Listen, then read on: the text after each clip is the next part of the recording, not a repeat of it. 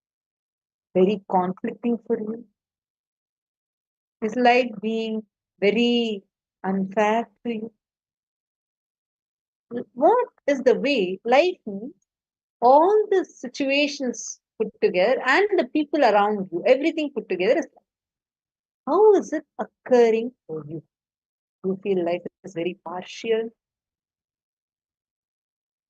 Take a few minutes, look in. I request all of you to write down, how is life happening to you right? How is it occurring for you? Please sit and write it down now. Lingodvavanaya Nityanandam, Pavanaya Nityanandam, Chandrasekharaya, all of you sit and write this down. Ma Lissy Wong, Nityanandam. Ma Lissy Wong, I'm not sure, did you hear the answer? You had put a question yesterday regarding Chinese civilization. I just wanted to confirm if you were able to listen to that answer. Yesterday I did not see a message after that question you had posted. Ma Anandalakshmi, all the participants here, sit and write down, how is life occurring to you right now? Don't try to write why and all. Just write how. What is the way life is happening to you, occurring to you right now? Please write it down.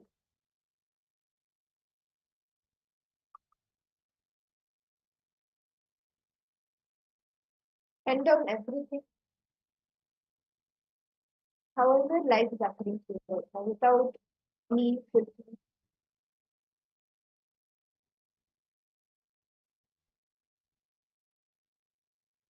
Now, we're all going to enter into an important session about conquering life. Let's listen to the revelation of transformative.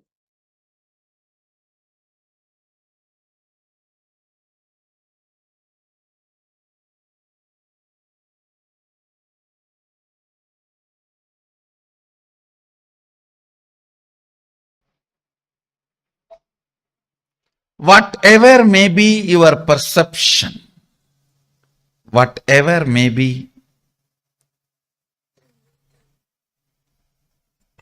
the way life occurs to you,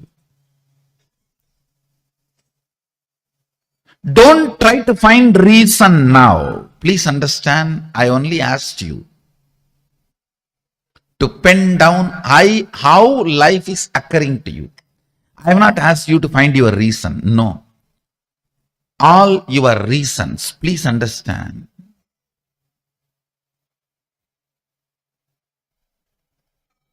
When you try to find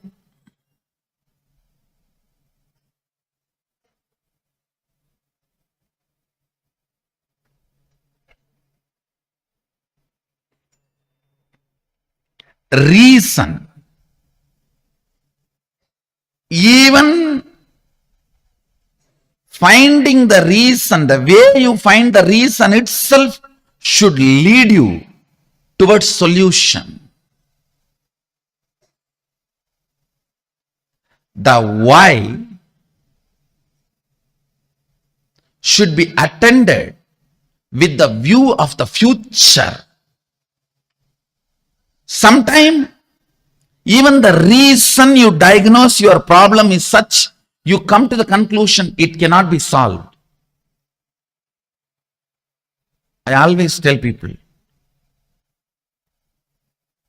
your reason should be reasonable. The reasons you find should be reasonable. It should be useful for you. It should be about future. I'm giving you an example. Somebody is suffering with depression. If you want him to get healed, the very diagnosis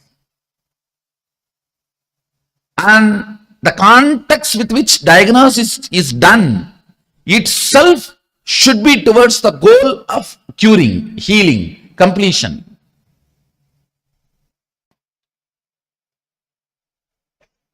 The cognition which is put inside you, it cannot be cured forever. Depression cannot be cured forever. It can only be managed.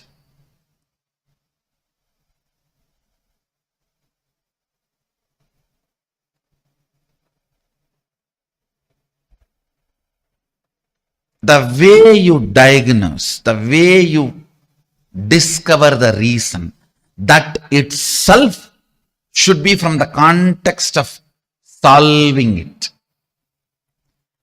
The way life is occurring to you now, please understand, the second secret I want you to know from this program is right method of diagnosing your problems. Diagnosis should be done from the angle of future possibility, not from the aspect of how you can dump the responsibility on the past. The why should be attended from future. That is only then it will become zest, or it will be X cut. If you try to deal the why from the past, it will be just X cut, crass. Only if you deal it from the future, it can become zest. Listen, always attend the why to make Z, not to dump as crass X.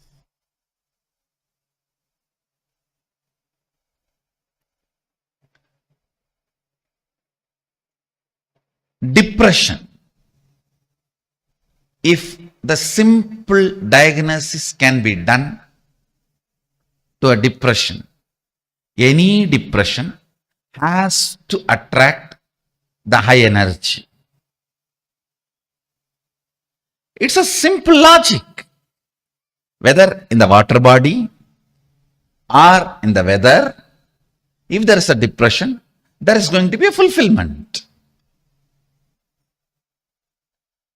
I tell you, most of the people enjoy your problems because only when you have a problem, you will be dependent on them. By and by, you yourself start enjoying it.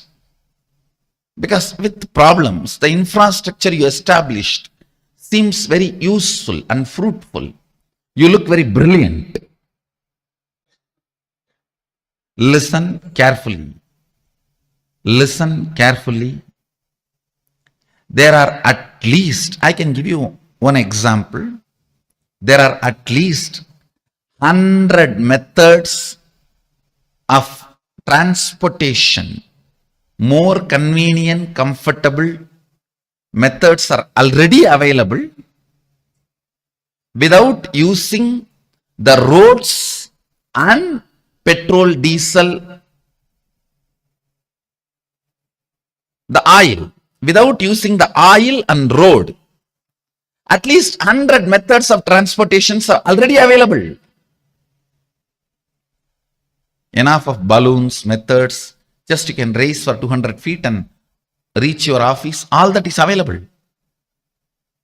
Nobody wants to make that popular because all the energy, time we spent on road and oil will become irrelevant.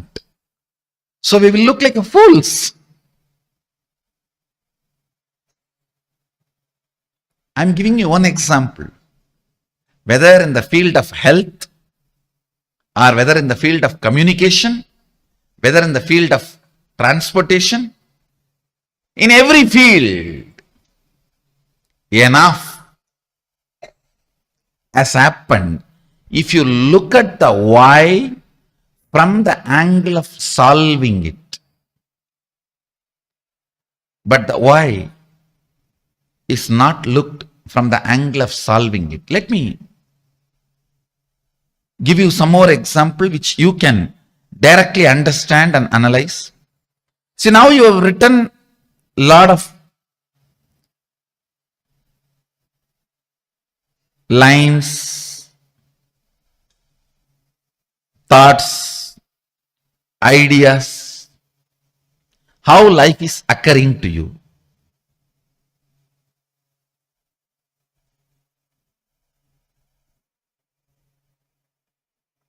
You always think, I know the problem, I know the solution, only I don't know how to execute it. Please understand, if you don't know how to make it into reality, at least be very clear, you don't know the solution. Don't have this half understanding. I know the solution. I only don't know how to make it happen. No.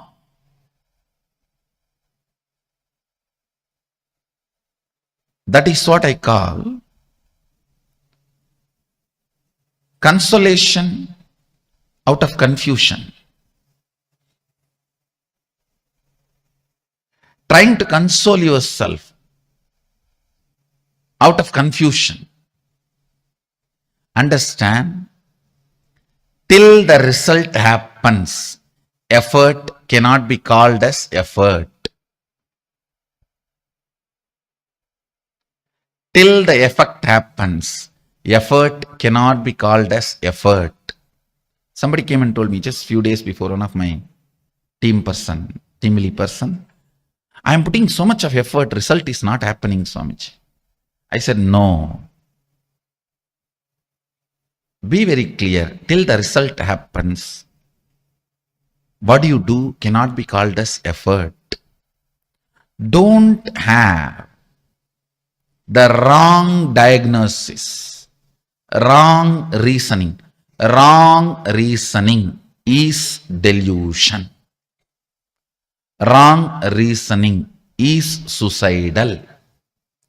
Wrong reasoning makes you feel you are stuck in the life.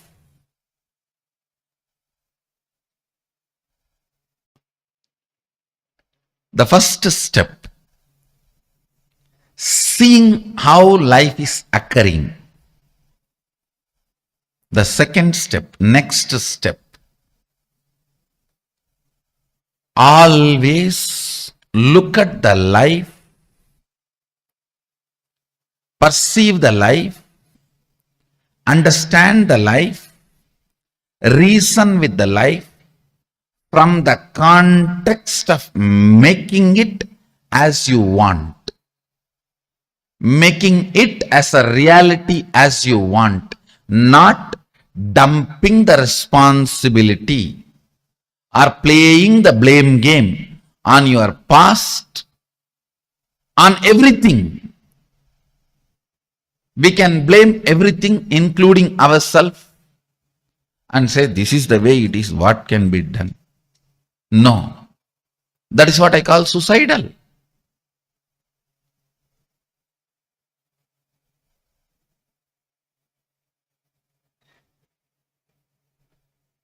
Many times we even start enjoying our belief that we are only capable of this much. This is the way it is.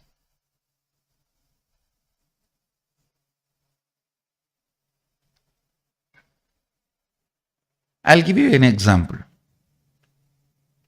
You want to be healthy, you want to wake up early morning 4:30 and do yoga every day and healthy. Is there anybody putting you in prison and tying you with chains on your bed at 4:30? No. But you enjoy. I can't get up at 4:30, you see. I tried my best. I had enough of alarms, yoga mats, shoes. I watched tons of yoga videos, gymming videos, workout in 10 minutes, 6 minutes for 6-pack, 8 minutes for 8-pack, 10 minutes for total workout. All these videos I watch. But you see, I can't get up in the morning. And you start either getting comfortable or give up, or even enjoying your inability. Please understand,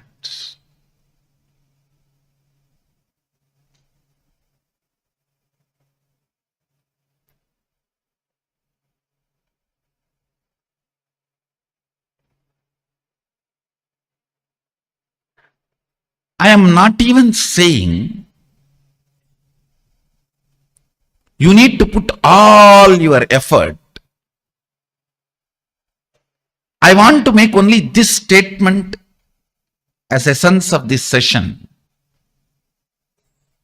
If you can start looking at the whole, analyze each and every situation from the angle of manifesting it as you want, instead of the blame game of why the way it is. See,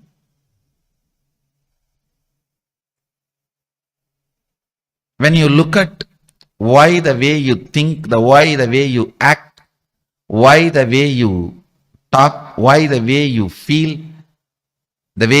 why the way you exist, if you feel tremendous pain, inability, you are only enjoying, entertaining blame game, putting the blame on the past.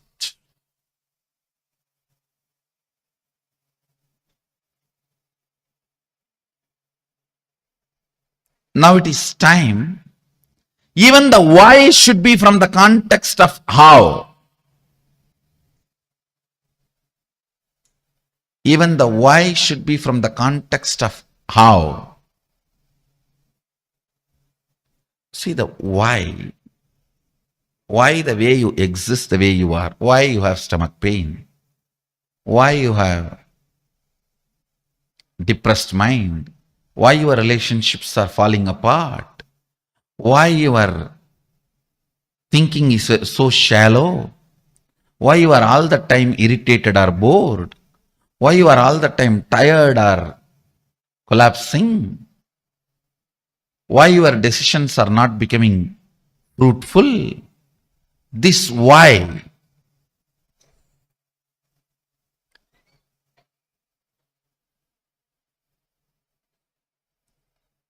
If you approach this why only to blame the past, the existence of past. Oh, you don't know, Swami, my background. For my background, even how I survived is extraordinary. No one else other than me would have survived in my background, the way I grew up or the place I was in. If you are interested in that, you will never find solution. You will never find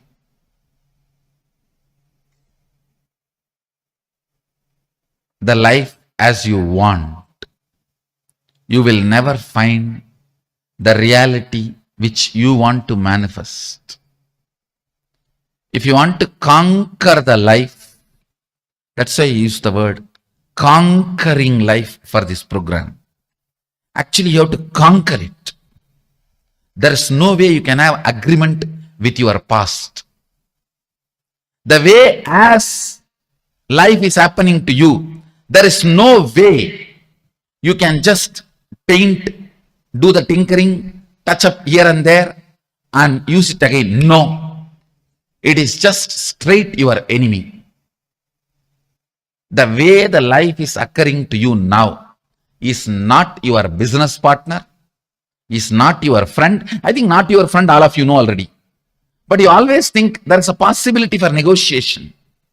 I'll do little negotiation and just do this touch up and that touch up, little lipstick and little combing and little painting here and there, little tinkering, polishing.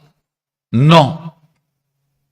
Only if you understand your past should become redundant and you should not expect inspiration from your past. You should generate a mechanism in you as a source of inspiration and make the whole redundant.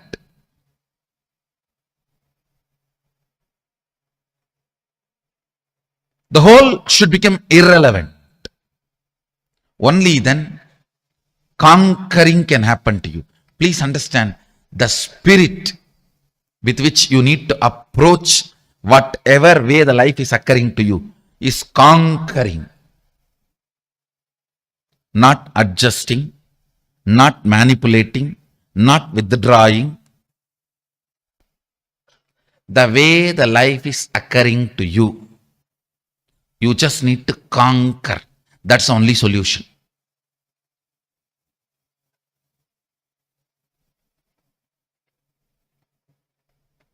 As long as you have the light, soft corner and sympathy for you,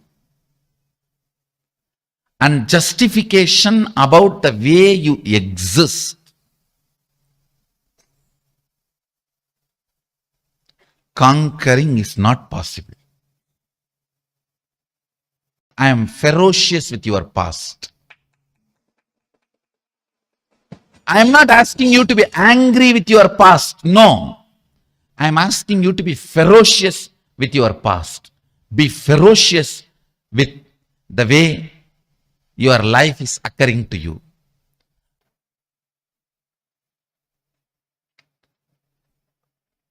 The way you approach your life should be the attitude of conquering. Not angry, but ferocious. Not angry, but ferocious.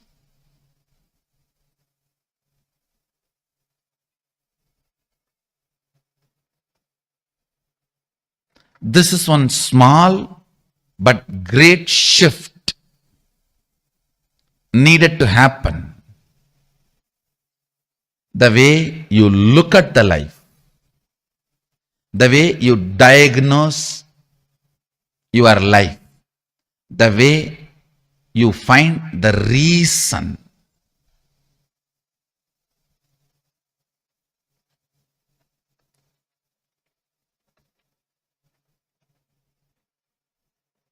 People ask me, if I am successful in my career and earn good money, does it mean I conquered life? I can say, if you feel you are earning good money and you are happy about it, you conquered your life in the field of career. In that field, you have conquered.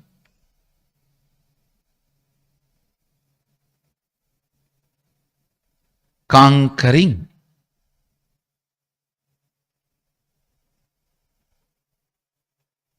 is not winning.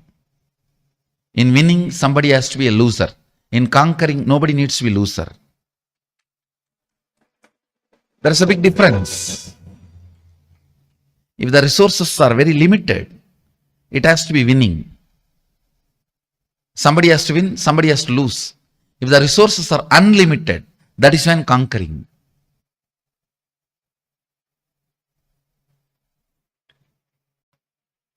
Reasons why you are enjoying this thought current the way you are enjoying, why the diseases are there the way it is there, why the relationship failures are there the way it is there, why the tiredness and boredom, irritation, all this exists in you the way it is existing.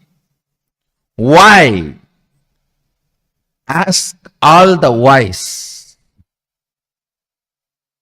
from the angle of solving it, not from the angle of blaming it. Few minutes of contemplation. Please take it up.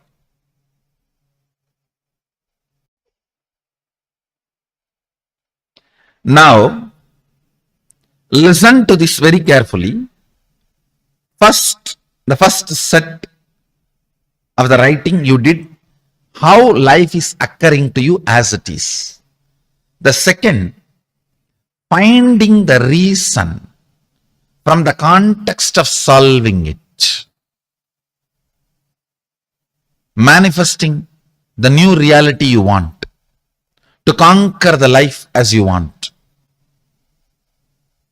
Third, listen, now is the real actual part which you are going to do. Last two sessions are more or less like a theory, understanding your problems. understanding how the life is occurring. Now is the solution, I tell you. Solution is too simple, straightforward. Even though you will be shocked, surprised. That's simple.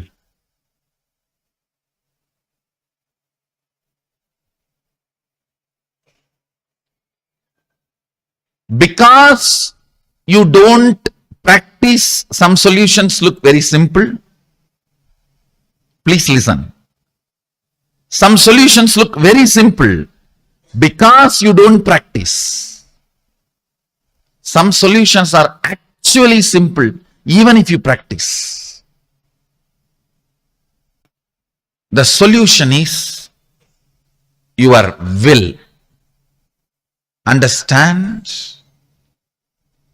You have so much of pain associated to your will.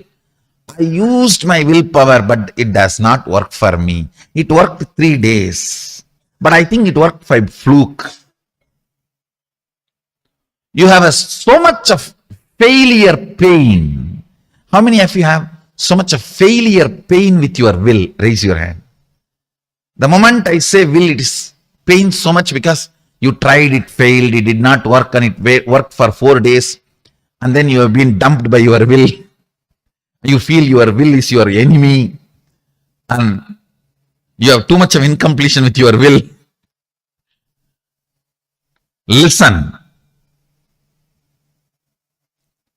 Drop all that stupidity. Even those things are some of the wrong diagnosis you have done.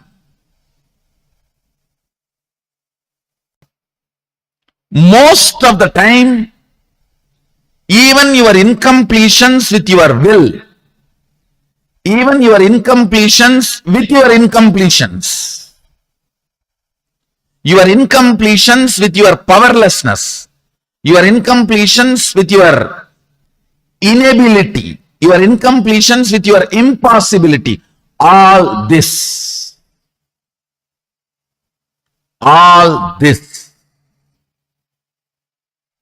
are wrong diagnosis about life.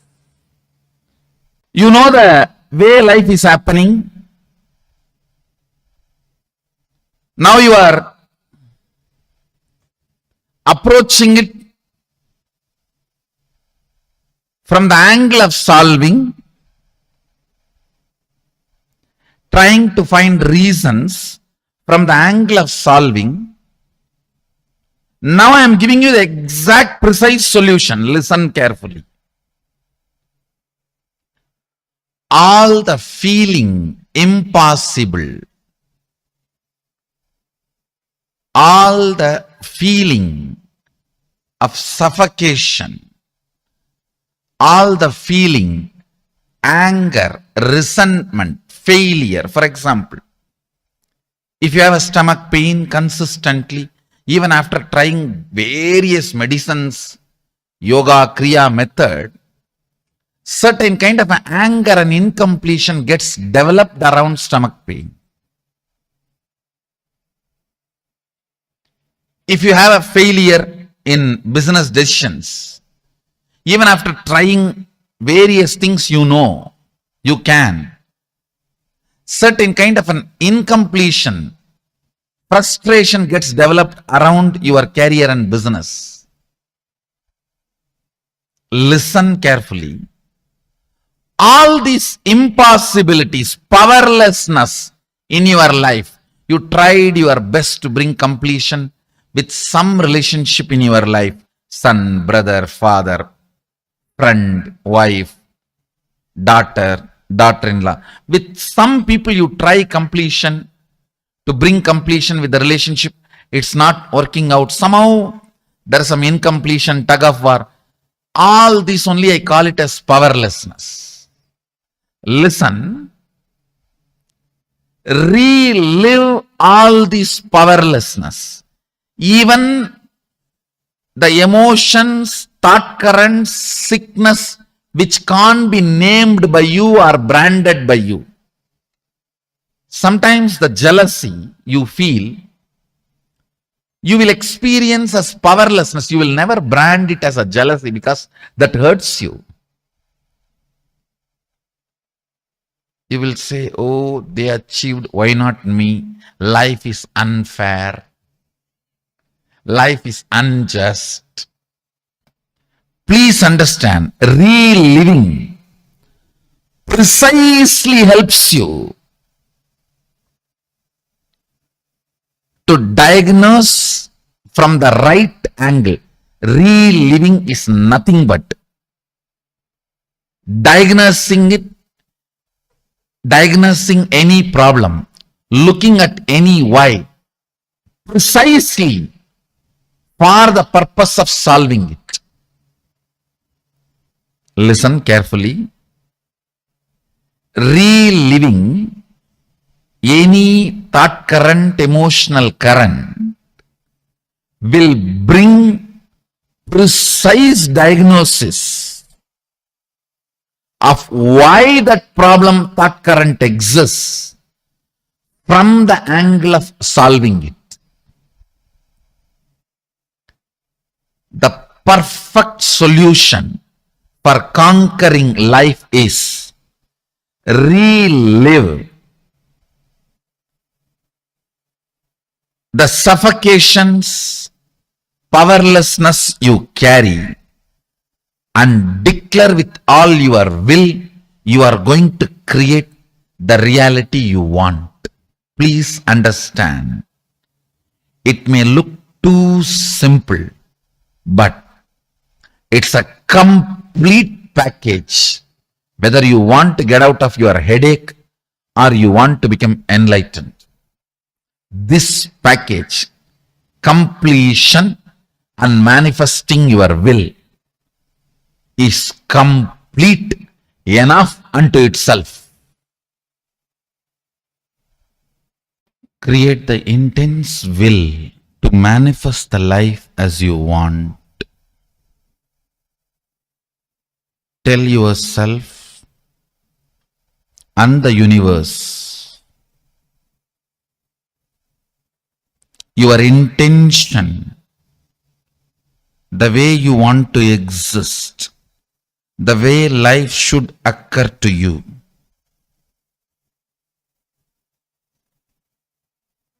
Create a clear, detailed, powerful will to declare to yourself and to the universe the way you want to exist, the way the life should occur to you in every level. Consciously spend few minutes and declare it to yourself.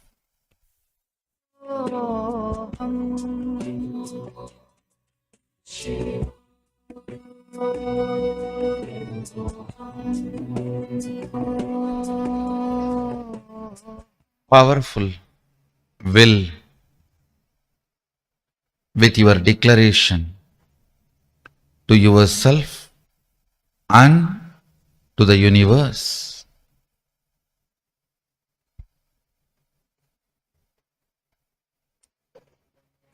To manifest the life the way you want.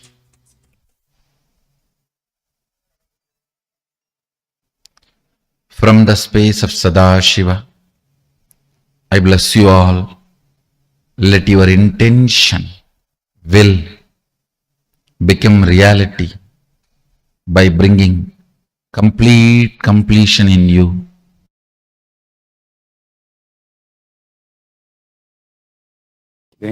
For manifesting them into reality, whatever we wish to do, what kind of the visualization that we have to brought into? See, what you want,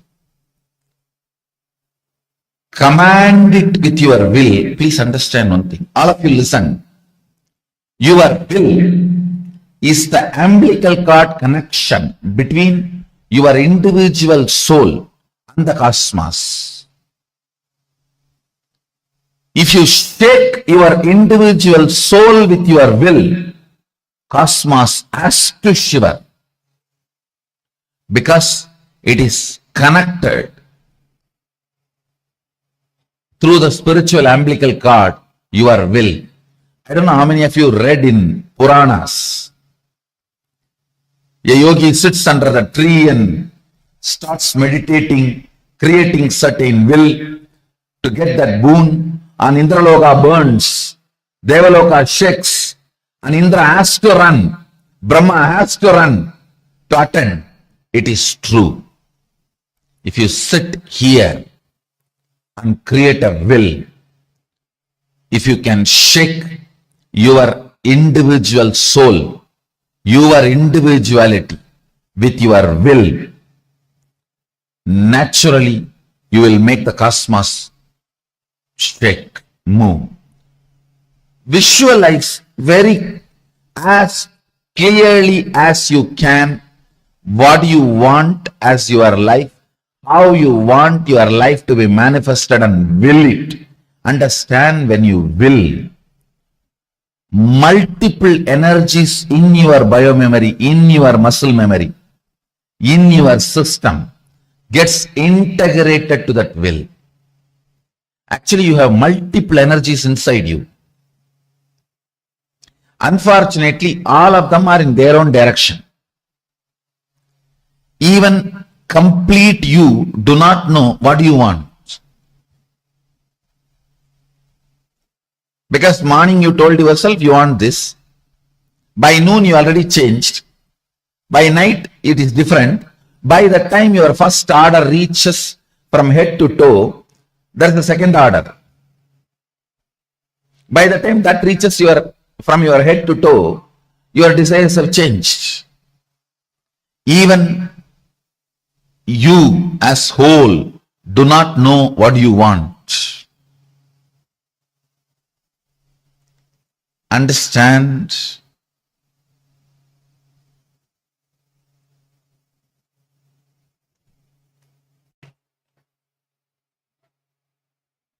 The next question we have from Milpitas, California Center. Raj is asking, what is will? Just executing your intention? Please understand, here, when I am using the word will, I am not even going to the step of executing. I am only asking you, will it, means declare it. What will happen usually when you declare, your own internal energies get integrated. That's the actual first step supposed to happen in you. Then the execution will happen not as you usually imagine. You struggle, make 10 project plan, scratch 9, sometimes 9.5, and then rebuild. And in this confusion get tired, bored, and sick, curse everyone around you and you. Don't even bring the word executing, because there is too much of incompletion with that word executing within you. Please understand, how many of you, the moment you think you need to execute something, there is so much of incompletion? I am telling you, incompletion with executing is incompletion with life.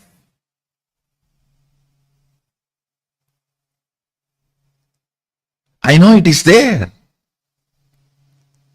I know it is there. That is why I am saying, don't even bring the word executing. Will is powerful enough.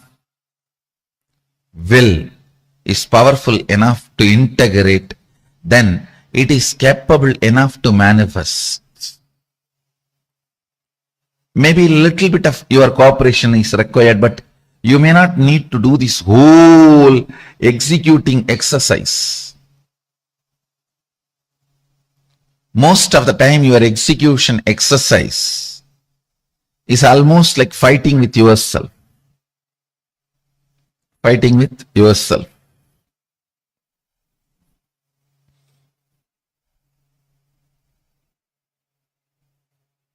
Next. How much ever you analyze in the initial level, you will be analyzing only to a certain limit. But with more and more completion, your analysis will become more precise. When your analysis is complete, the problem will not be there. Yesterday I was telling, the moment you diagnose rightly, the disease will disappear. It is one of the technology from Ayurveda. Same way, the moment your analysis is perfect, the problem will disappear. So, how to know whether your diagnosis is perfect, your analysis is perfect? The more and more problem melting down will be the signal through which you can know more and more your analysis is right.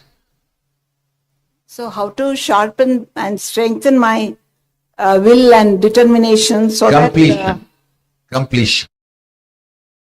Every night at least sit 21 minutes to relive all the suppressed suffocation, powerlessness of your life. Just 21 minutes, allow that suffocation consciously to come upon you. Relive. Reliving is the most powerful way of relieving. Completion can bring completely new energy into your neurology,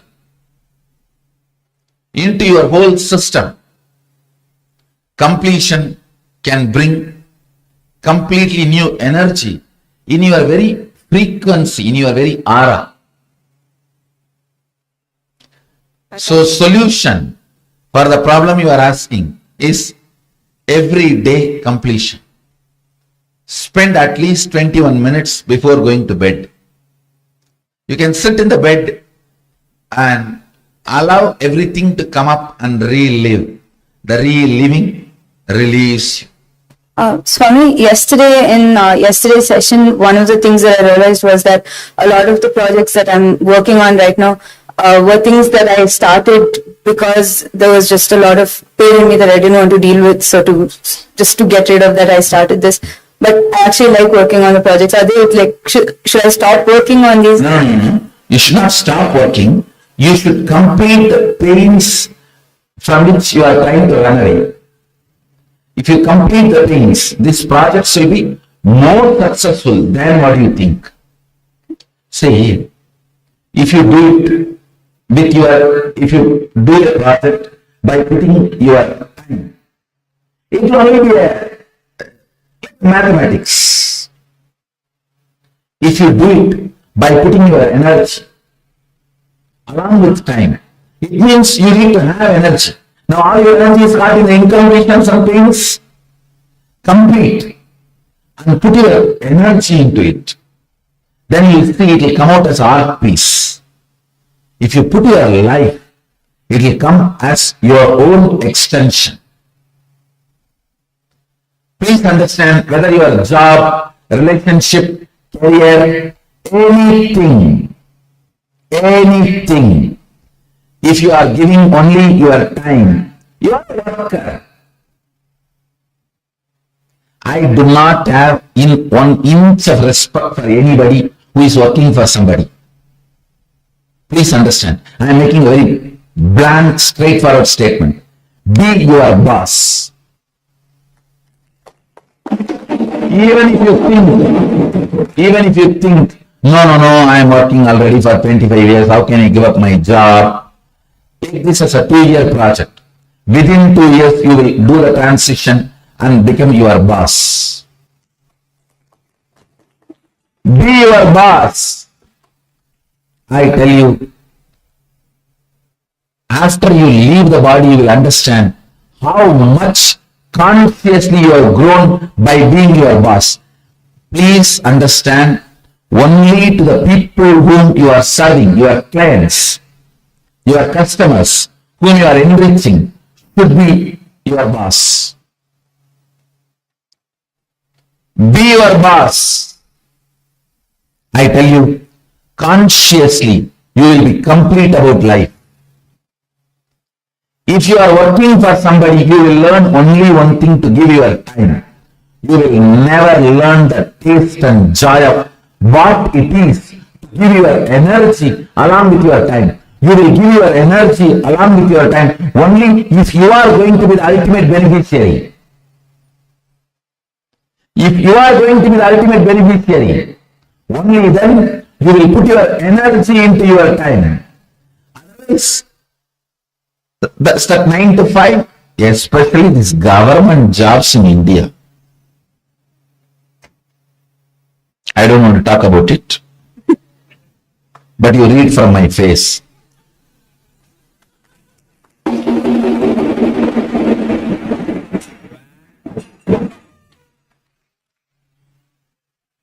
No, really. If you want to make some fellow dead, if you want to destroy somebody, if you don't like somebody in your life, want to destroy them, somebody for any reason, just get him a government job in India. For his life is done. No, he learns there the ultimate cunning, cheating methodology of giving only time, even by mistake not giving little energy or giving little life to his time. So that is the way he will destroy himself. That is the worst, long, prolonged, painful suicide. Giving your time for something, but not giving your energy or life to it is the most prolonged, most painful suicide possible. Be your boss. You will learn, you will be inspired to give your energy to your time. Anything you do, then you will learn how to give your life to what you are doing, to your time and energy. Understand? If you are in a mechanism where you put your energy and life into your time, you will be fulfilled in your life. See, even in the private sector, if you are putting your energy into your work, your seniors can handle you, they are okay. But if you are putting your life into your work, where they feel threatened, it is not okay. That is why I am telling you. Think of this as a 2-year project in your life. If you are working for somebody, decide in next 2 years, I will become my boss. And it will really make you put your energy and your life into what you are doing. Not only you will have success, you will have completion. You will have fulfillment. Understand? Micromanaging your inner space is enlightenment. Micromanaging your outer space is success. Both will happen to you if you are in a mechanism where your time and energy is not separated. I tell you, even the people who hire you, if you put too much of energy and life into what you are doing, which they are not able to comprehend, they will feel threatened. Your great work, your boss will feel threatened. Because that is the whole setup of hiring and firing mechanism. Hiring and firing mechanism. I tell you, take up this one truth in your life. I am 100% guarantee, 100% sure you will only appreciate me for giving you this advice. Never you will blame me.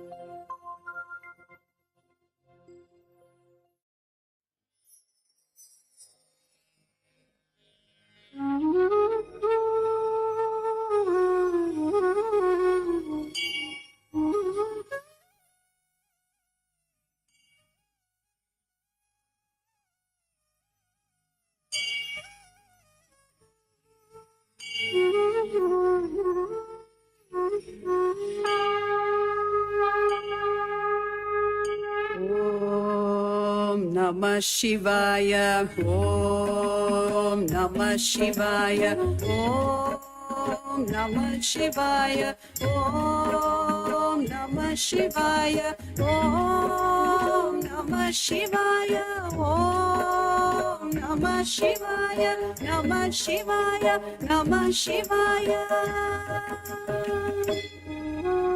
Gangadhara Lingeshwara Shambho Mahadeva, Gangadhara Lingeshwara Shambho Mahadeva, Gangadhara Lingeshwara Shambho Mahadeva, Gangadhara Lingeshwara Shambho Mahadeva, Lingeshwara, Om Namah Shivaya, Jadadhara Lingeshwara, Om Namah Shivaya.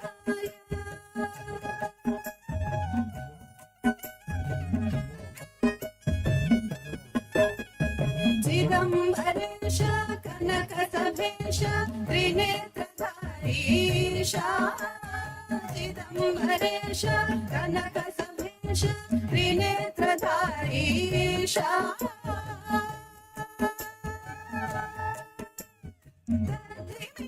Dimida, dimida, dimida, dana priya isha. Dimida, dimida, dimida, dimida, dana priya isha.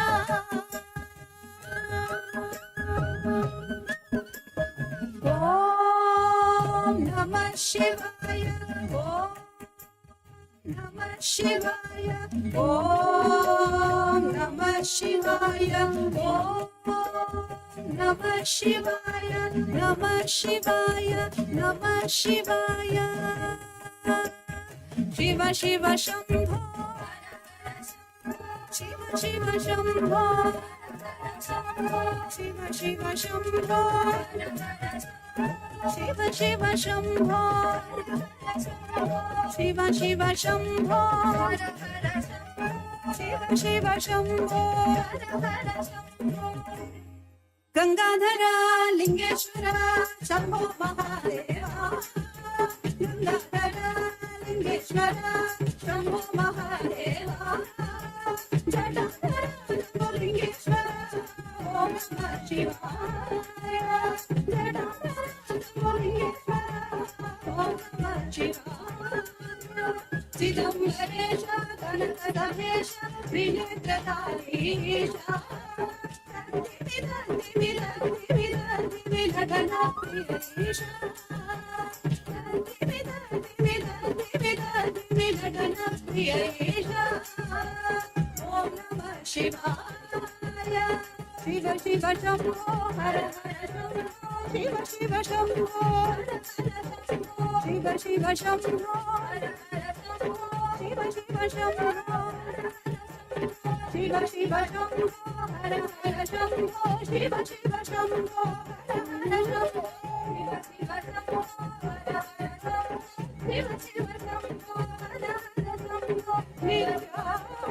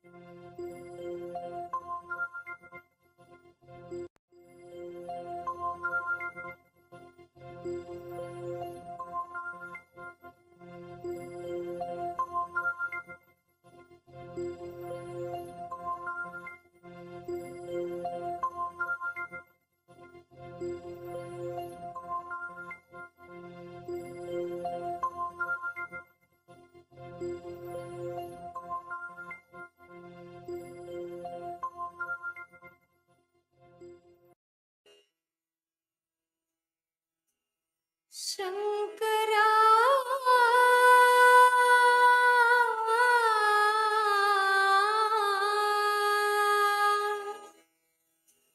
Shankara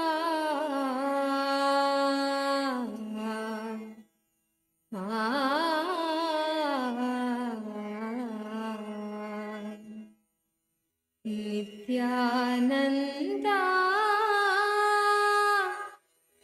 Shankara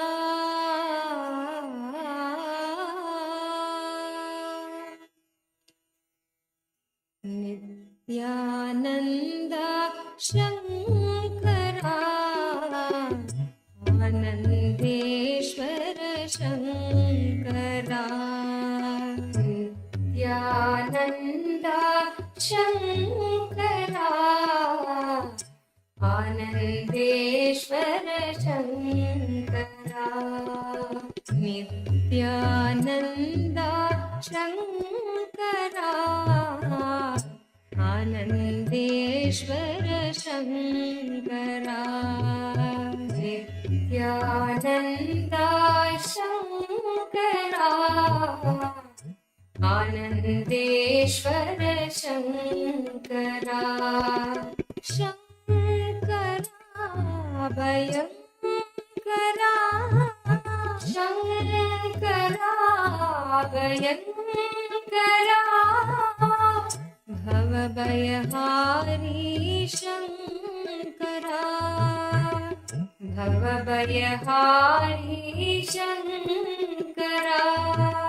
Shankara Bhayankara Shankara Bhayankara Bhavabhayahari Shankara भवभयहारी Shankara Nityanand Shankara Anandeshwar Shankara Nityanand Shankara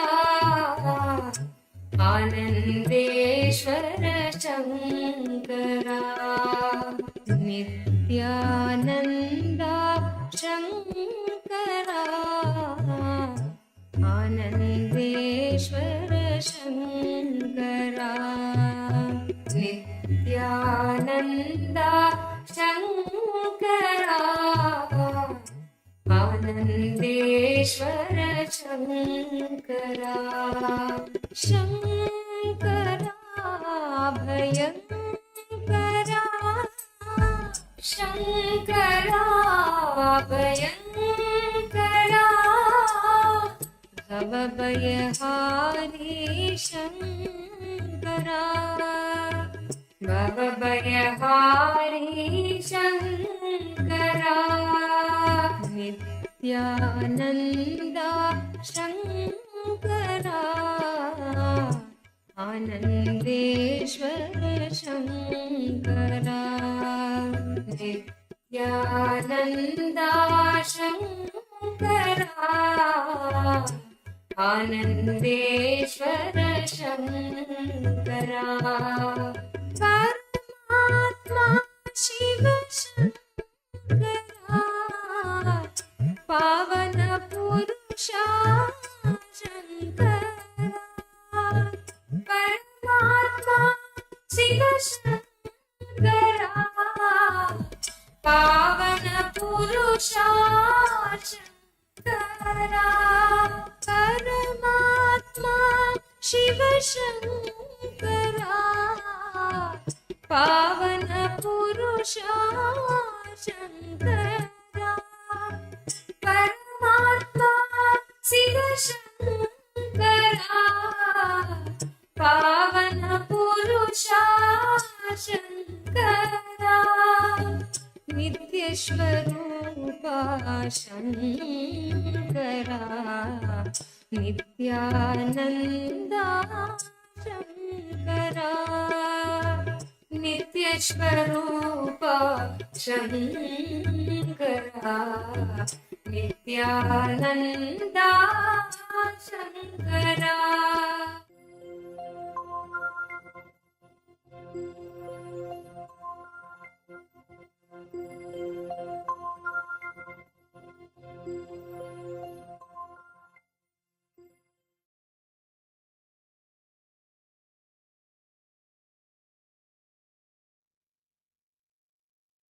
Janandam, to all the participants once again.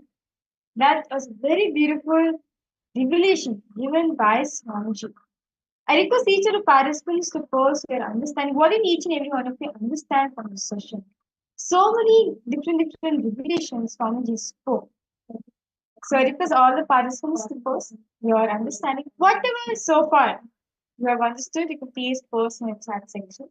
And like Swamiji revealed, how you experience, the way how you experience life, you taking the responsibility for life, literally you manifesting the space of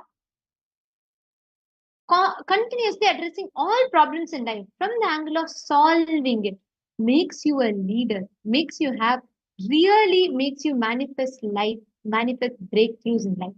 Actually, this conquering life, this entire session on how be your own boss and how you should approach life from the angle of solving it, it's such an amazing session. Because in this session, Swamiji is revealing one of the most important truths, one of the most important secrets.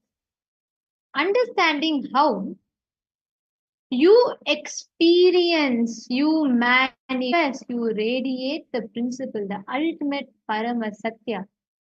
How you are the source of everything around you and taking responsibility for that. When you look at the problems in life, not approaching the problem from the angle of the past, which is X, because it's past, it's gone.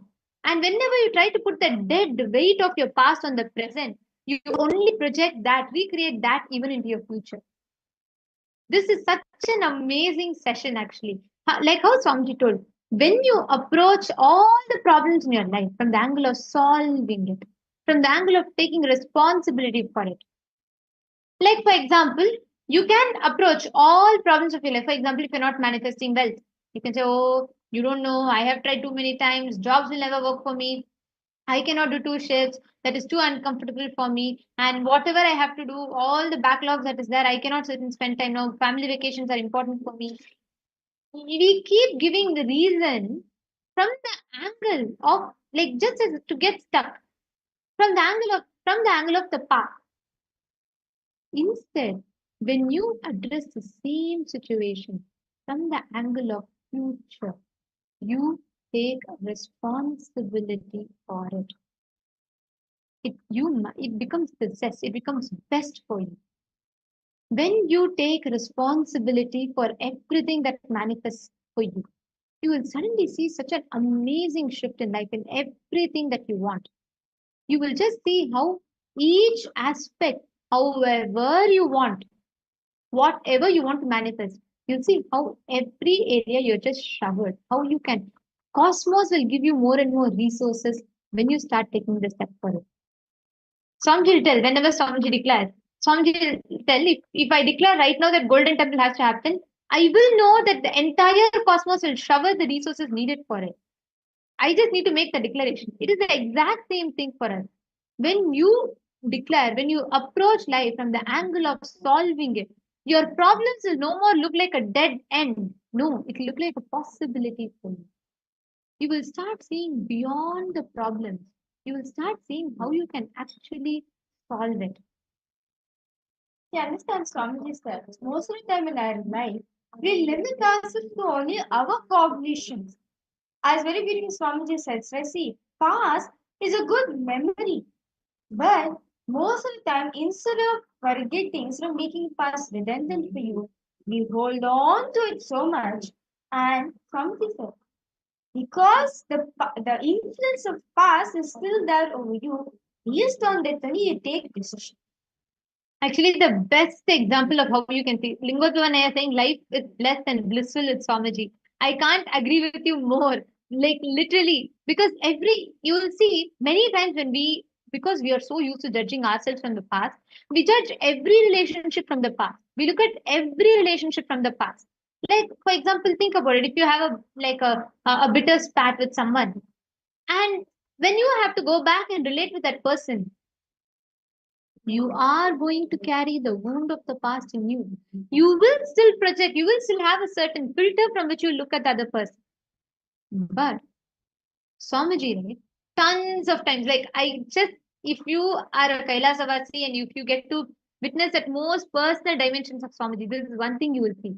Swamiji will never ever judge you from your past.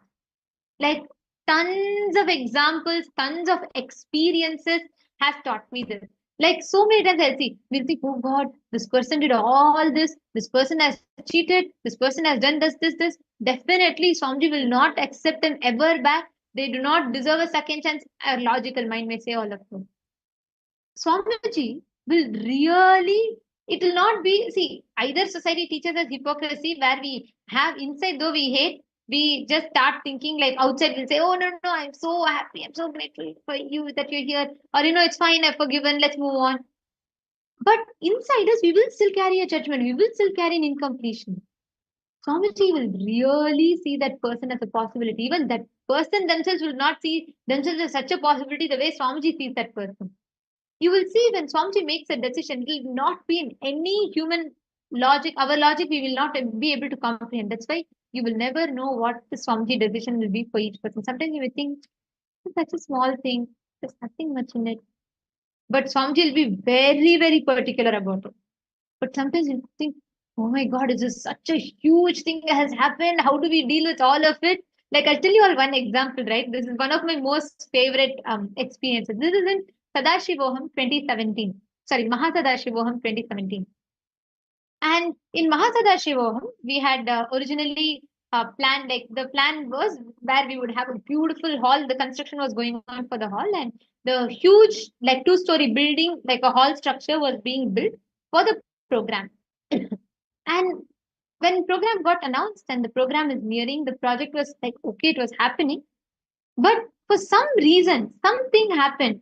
And the construction department's head, he came up to Swamiji. The program is starting. We have just like 2 days. I'm not even joking, just 2 days. 2 full days and 2.5 days later, 2.5 days. And the evening, just 2.5 days before, that construction head, he came to Swamiji, and Swamiji always goes around. Like if you're in Inner Awakenings, or if you've been in Adikalash, you have witnessed. Swamiji will have a walking stick, an entire team of sannyasis, and Swamiji will go around in the campus with his walking stick. He'll be visiting department by department. And that day, the construction department head, he came up to Swamiji and he said, Swamiji, I think we are not going to be able to do Mahasadashivam here. The construction has stalled, it has stopped, it is not ready. In 2.5 days, the hall will not be ready. Literally, if you see, you'll only see like it's just a structure. Like there's no tile, no roofing is not complete fully. Like top roof is there, but the different layers, separation between the different floors are not there, and all sorts of things. And the construction head was so stressed, he was almost sure that the program itself might get postponed. He was like, people are coming and it's not ready. What are we going to do? Do we change the destination? Do we get another hall? Do we do this, that? And could we utilize some other, this thing? And we were all, like, logically, right? Any human mind would say, oh, no, yes. Maybe Swamiji will tell, switch to another hall or maybe another location. Some way or the other, it will be worked out, and it's impossible that this building will not work. And sorry, it's impossible that the building will get ready and all of that. And Swamiji look, absolutely zero stress, extreme, real responsibilism. Swamiji never exaggerates, never has stress. It's all too small word. These human qualities doesn't even map to him. But Swamiji had like zero. Swamiji didn't even get tense, nothing. He said, he looked at the lead of the construction department. I still remember I had the opportunity to be there. And I witnessed this whole incident from beginning to end. Swamiji said, don't worry. Then Swamiji said, no, right now, this will happen. In this same hall, program will happen. Much more grand and successful. Don't worry. Tell me where exactly the things are stuck. And the construction department, he said, the head, he said, like, this construction team has not come. The people who are supposed to come, the workers who are supposed to come for arranging, they've gotten stuck because of something. And some more other reasons were there, and he gave a huge list. And Swamiji came, I still remember, a simple plastic chair. That's all, just a normal plastic chair was that. Swamiji sat in that empty, semi-constructed building. Swamiji sat in the center of the hall. And Swamiji said, I am not going to move from here till I get the hall ready. Come on, let's do it. And it was not like Swamiji didn't tell anyone you do, like it was not like, how to say, Swamiji didn't say, okay, all of you do this, and go. No, he said, I will sit here, let us do it. Swamiji sat there. And Swamiji, it was not even like a serious ambience. No, Swamiji told the kitchen department, bring snacks, tea, bring appalam, everything, bring snacks for people, tea, coffee. They're all going to enjoy a coffee time with Swamiji. And all of us, we were like, what? 2 days, 2.5 days, program is starting. And see, that's an unfortunate thing. Society makes us believe only when you are stressed, only when you run around like a headless chicken, you're so stressed, you keep, getting anxious, having panic attacks, then only work will happen. And here, Swamiji was like, absolutely nothing like that. Swamiji said, and I still remember all the sannyasis, the male sannyasis, female sannyasis, Gurukul team, all the Adinavasis were all gathered. And Swamiji sat, every one of us had fun time. We all had coffee, tea, snacks. Then after got over, Swamiji said, he asked each of us, how do we visualize? How do we want the program to be? We all gave different things. And then Swamiji is like, you just tell this one group, Swamiji will tell, okay, you guys go to Sacred Heart. Sacred Heart is like the largest collection of deities in the world, right? Swamiji had established it. So Swamiji say, get whatever items you feel you will like. It'll decorate. Get all of it. Forget about, how it is, where you're going to put it. Forget. Just get all of it. And then Swamiji look at another team. He'll say temple. Go to temple and get the temple items, whatever is required. Put the deities, do alankaram for the Kattumurtis. They are deities basically. And put the Utsava Murtis and keep that ready. And then each one, just one small groups. And it was not even like some professionals. It was just all of us, the sannyasis. And literally, like Swamiji sat like that, and every team by team by team. And nobody will feel like, end of the day, nobody felt like they were doing some big thing for making a whole hall ready for the program. No, Swamiji removed that stress component from everyone. And to the construction head, Swamiji is like, okay, just call this person now. Right now they will come. You just call them. And he would call the same work. Actually, they were supposed to come from another northern state of India. Suddenly they got stuck because of some kind of a something was not available and things got changed with their company in the last time. And suddenly they just told him, as soon as he called, they told, oh, we have made the arrangement. There is another team of ours situated near your place. They are coming right now in the next 2 hours. Magically things happen. Like, I can't even tell this enough because I was a witness to this whole thing. Swamiji sat there and Swamiji did not move. We all at least had breaks. We could go in between. Swamiji didn't move. He didn't sleep. No, nothing. Swamiji was just there. He would go, he will check every design, every this thing. And Swamiji made sure in the next, exactly like the previous night, next time Mahasadashram was going to start, the previous night, the whole hall was so grand. I still remember the construction. It was like, Swamiji, even if you would have finished the construction of the entire building, we would have not planned like what Swamiji has done. Like, nobody had stress. There was no shouting, no stress, no nothing. Like, there was no sort of an ambience where anyone will feel like we're working in such a tight timeline. It just happened. And everyone were only happy. Everyone was so joyful. For all of us, it was like, wow, we had such a personal time with Swamiji. But the entire thing happened. Swamiji will tell how Paramashiva runs this whole universe without any thought. Whenever Swamiji tells that, I'll remember this incident. Because literally there was no stress, no thoughts, nothing.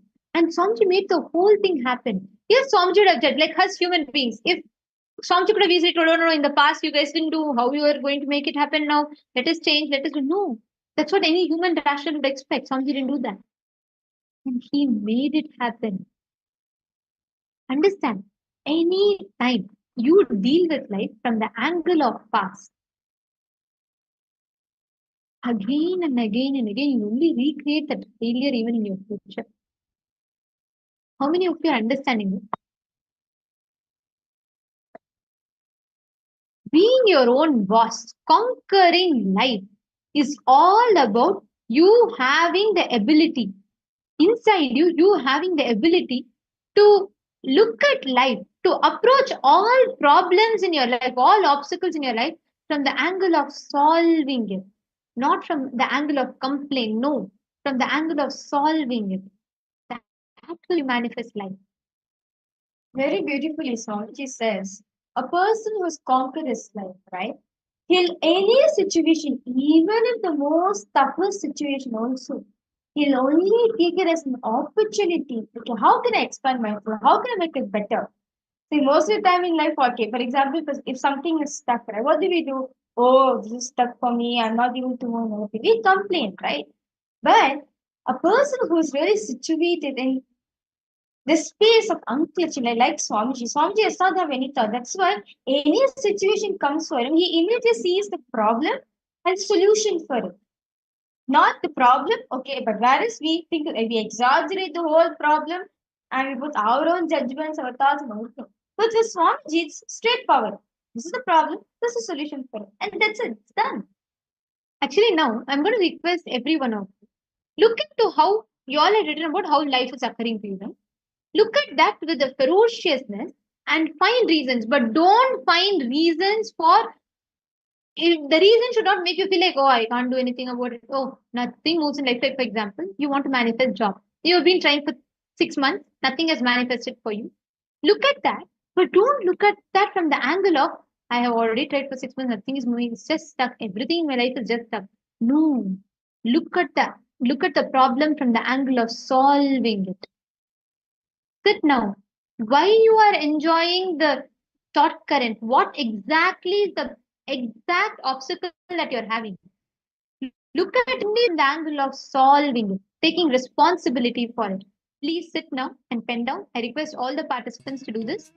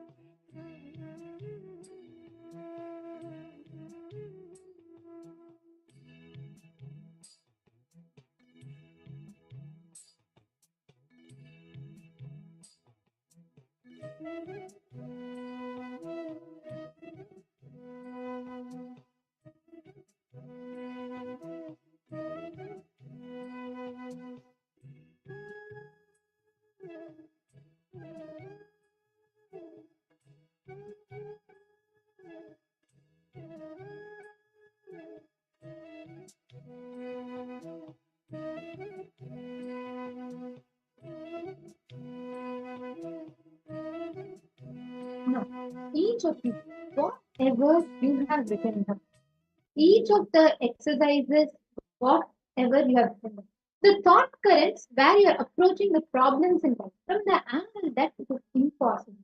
Revisit all those conclusions from the angle from the angle of solving it, resolving it. Yes. So now, I request all participants, whatever you written down, right? Now, just shift your cognition. You always felt whatever problems you have come across. We always been seeing the angle that, okay, it's a problem for me. It's a problem for me. I have to find a solution. But understand, the moment you shift your cognition, the moment you shift your inner space from problem to solution, you will see whatever situation you are in, you will manifest a solution. This is strongly mean by leadership. Meaning, you are experiencing the state of unconnection. If you're in space of pure unconnection, right, you'll be easily able to differentiate. This is the problem and this is solution for it. Okay? I request all participants now to now whatever problems you're looking at.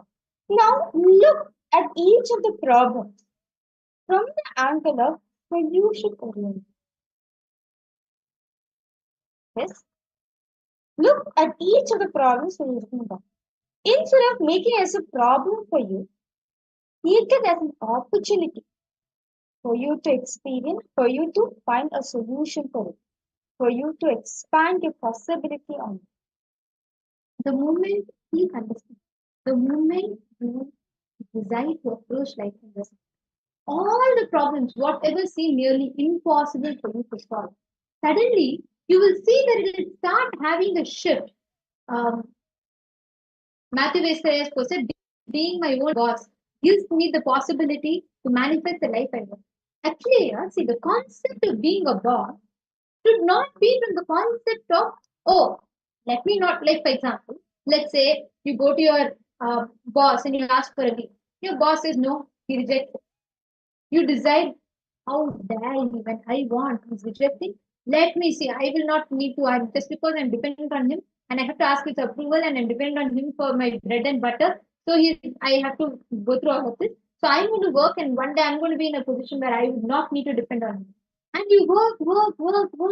And then you will become a boss. But once you become a boss, you will still And you will feel like, say he denied my will. Today, come on, I'm in a position where I can deny someone's will. Let me deny and show that, I don't need to depend on my boss always for me to do it. Understand, even if the concept of being under someone causes incompletion and from that you are taking, that decision also is wrong, because then even if you succeed, you only succeed as per, it's like the poor man's definition of richness, not the rich man's version of richness. So please understand all the incompletions, anything that pushes you to make a decision, how you want to manifest your reality. Listen to this very carefully. Every time, how you want to do, how you want to be, all the different aspects of you need to consciously design it, and you will see how it start manifesting as a reality. Now, from this phase, we are all going to be entering into manifesting the present. And right before that, I'm going to request all the participants in each thing that you wrote now, make a decision consciously and ask all the whys on the angle of solving. And sit now, relive all the power lessons. Like Swami told, only when you relive, you will be able to understand the thought current for why you behave a certain way, why there is pain, why you enjoyed certain things the way you enjoyed it. Sit, look in and pen down. Please take a few minutes. I request every one of you to please do this.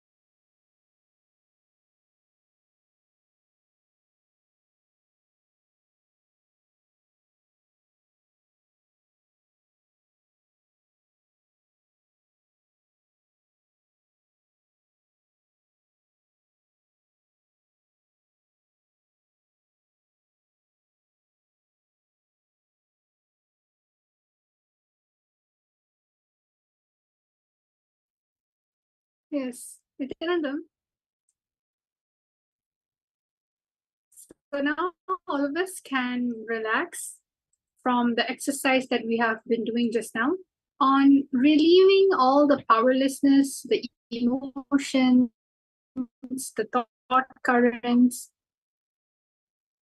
a sickness which can be named or branded by you. Now you're going to be experiencing the power manifestation. See, what stops us ultimately when it comes to manifest powers? It is the duality that we experience. It is the duality, means the feeling of not touching into oneness, having a different identity, which stops us from cognizing what we are and who we can become, consciousness. So now let's move into the actual power manifestation today to using spiritual alchemy products. So spiritual alchemy products are products that are highly energized by Swamiji using the Vedic sciences, the ancient sciences, where each item, holy item, sacred object gets energized by Swamiji's very own bio-memory, bioenergy. It is literally like Swamiji itself, living in it. So today we're going to be manifesting powers through those objects. So I have with me one, it's called the Rkshasana. It's also called Paramashivoham for now. It is a granite slab in which you can see being used famously in temple walls, temple pillars sometimes. And these granite slabs are actually a very a material in which can withstand high level of energy. It can actually store and withstand high level of energy. So what we do with the Rkshasana is actually we apply the sacred eyeliner, which is the Jnananjana. And what happens after that is we start looking at it and receiving information, means connecting to our third eye, looking into the Paramashivoham. And what happens is that any type of frequency, messages, it starts going through it.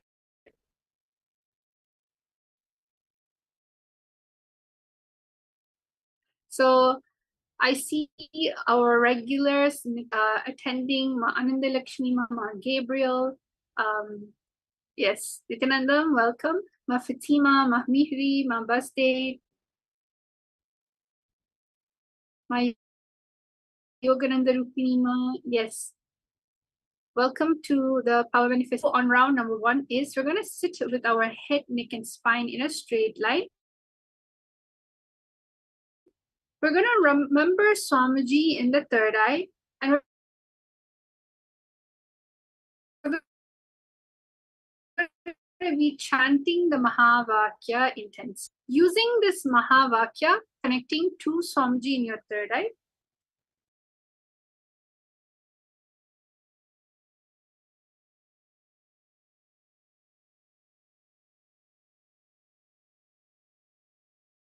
And you're going to be looking at all 3 eyes, what we're going to be doing.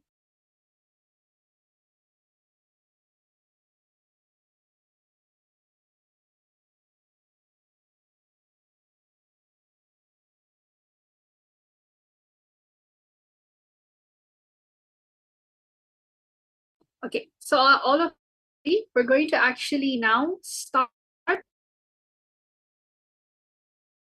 with our actual power manifestation session.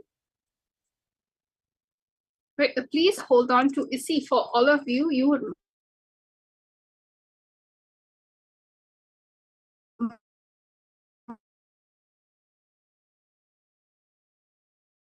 most likely have the mirror doing the power manifestation. And for instance, for this round, I'm going to be giving you a longitude and latitude coordinates. And in this longitude and latitude coordinates, I'm going to be ensuring you are all going to be finding out the information on what is there in this location. This is what's going to be happening. So I'm just going to give you a few moments. Please do get your mirror, the energized mirror that you have. And let's start off with this round.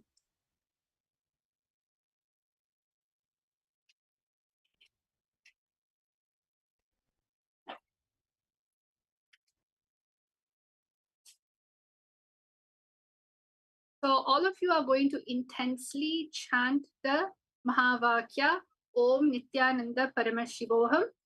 And I'm going to give all of you 2 minutes to see the Alchemy product, which is a mirror or anything in which you're using. Describe it fully as detailedly as possible.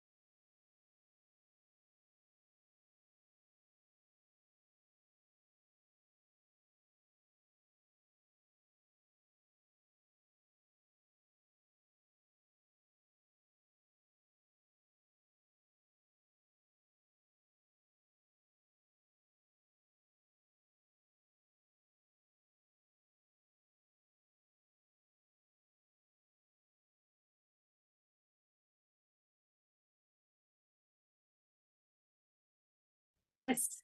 So now each and every single one of you that were manifesting, you can write your answers as detailedly as possible now. And just simply describe as detailedly as possible. It can be in visuals, it can be in any way. So just describe, be integrated in the first thing the third eye shows you, because most of the time when we manifest powers, all of the things that visually comes, it is because of the completion you experience, the powerful cognition you have carried about yourself today. So let us all now just please start describing everything that the third eye is saying. Means everything the third eye is saying, Krishtasila. We're going to be using what is appearing on the Krishtasila, and you're going to be writing out, drawing out, whatever it helps you so that you can describe it in details. So please do describe what is there in that current, in the longitude and latitude coordination, coordinates in which I was projecting earlier. So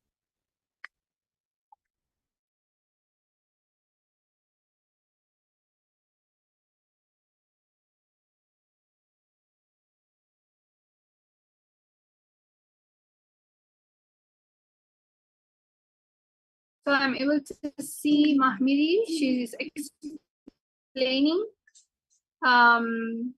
Norway, North Cold Place, Snowy Mountain. Okay, that's good. Fatima, the first word that came was Amazonia, and second one was a peak of a mountain with snow on it, and later I saw desert. Okay, good. Claire, monkey, animals, 2 parents, 2 kids, an African safari, crater, lots of people, and Eiffel Tower. And Mihri, I'm seeing my hometown now, Xinjiang, China. Okay, what is it there in your hometown? You can actually share. Yes. So now let us all go into finding out what is the answer for this round. Some people, I think they said boats.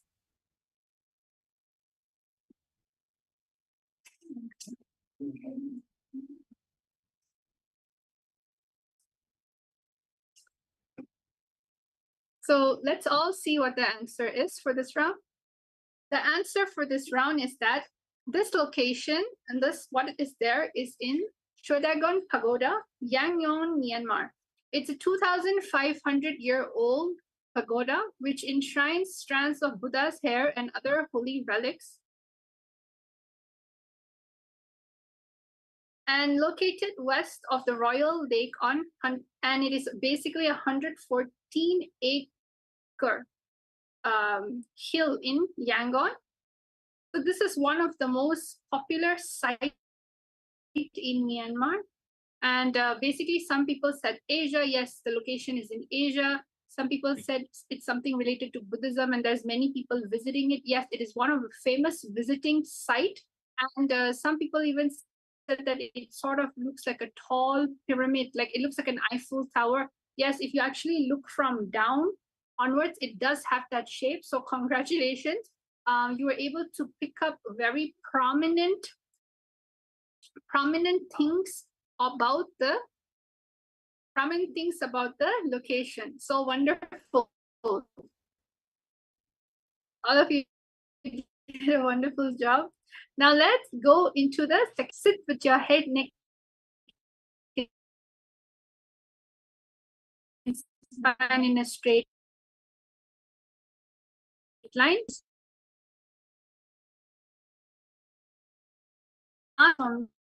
What is that in this next location? Okay, so let us all now sit and chant the Mahavakya. Again, go into the oneness space with Swamiji.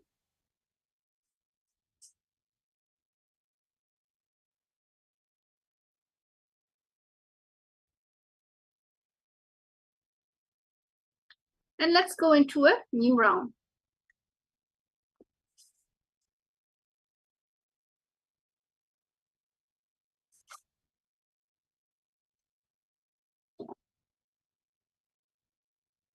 And remember, whatever it may be, don't just drop your logic, because it is not that you're experiencing with Swamiji. Just hold on to that. And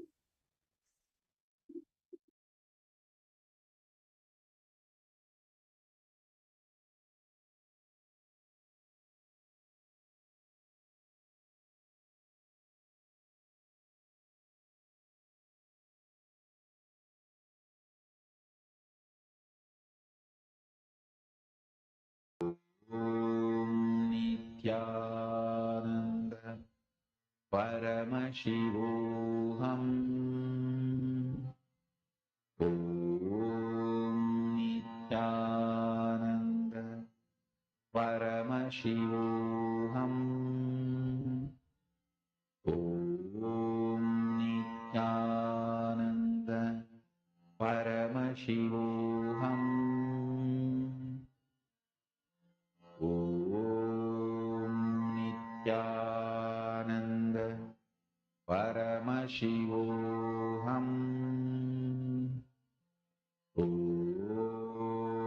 Nityananda Paramashivoham Mahamahavakya, spiritual lullaby for samadhi, and Suprabhatam, wake up call, wake up song for Paramashiva. This Mahamahavakya is spiritual lullaby for you to fall into samadhi.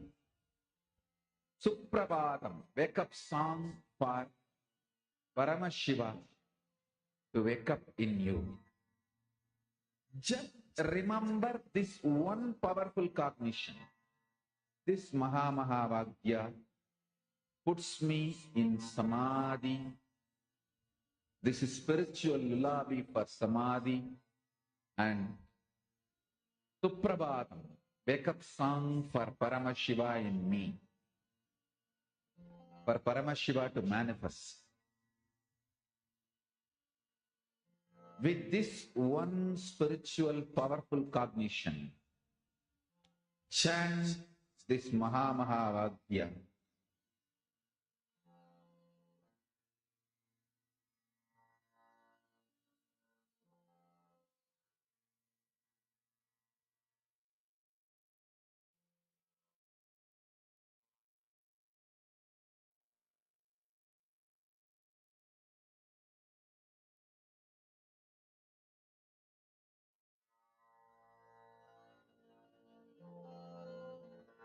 Mahamahavakya, spiritual lullaby for samadhi.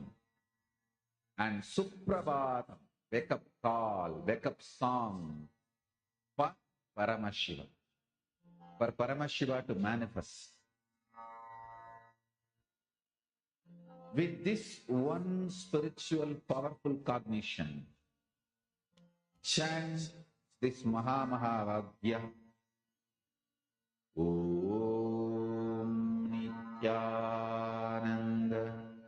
Paramashivoham. Om Nityananda Paramashivoham. Om Nityananda Paramashivoham. Om Nityananda Paramashivoham. Om Nityananda Paramashivoham. Om Nityananda Paramashivoham.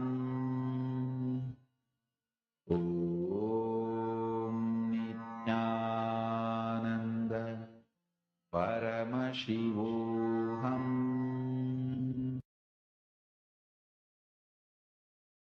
Nityananda, so now each and every single one of you can start writing your answers down. What is it that Swamiji has shown you on the spiritual alchemy product What was there in this location? As detailed as possible, start describing all the things that third eye is showing you. Ananda Paramashivoham Om Nityananda Paramashivoham Om Nityananda Paramashivoham Om Nityananda Paramashivoham Om Nityananda Paramashivoham Om Nityananda Paramashivoham Om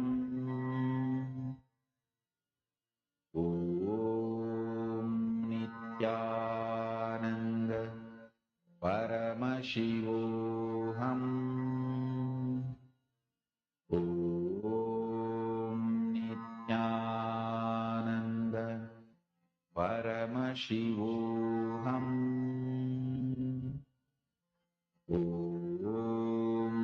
Nityananda Paramashivoham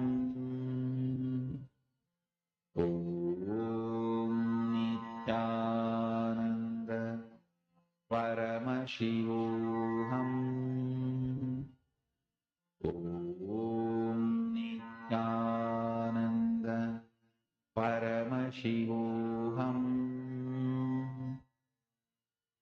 Om Nityananda Paramashivoham Om Nityananda Paramashivoham Om Nityananda Paramashivoham Om Nityananda Yes. So now let us all see. Now let us all see what everyone answer is. What is it that Somjya was showing you through your third eye for this location, this coordinates? And Maclaire Oil Tomb, Ice Cave, Ninja Sumo Wrestler from Japan. Okay, this is interesting. Airport, the color pink, and a rough terrain. Fatima, cold snow. You see fish, not much light, people with almond-shaped eyes. Okay, that's really nice. Anyone else that would like to add? Anam Bansal. Oh, this is for before. Yes, anyone else that would like to add? Malisi Wang, Xing Wang, Margarita, Nityanandama. Yes, Oriad, Anandalakshmi. In a short while, I'm going to be showing the answers to all of you.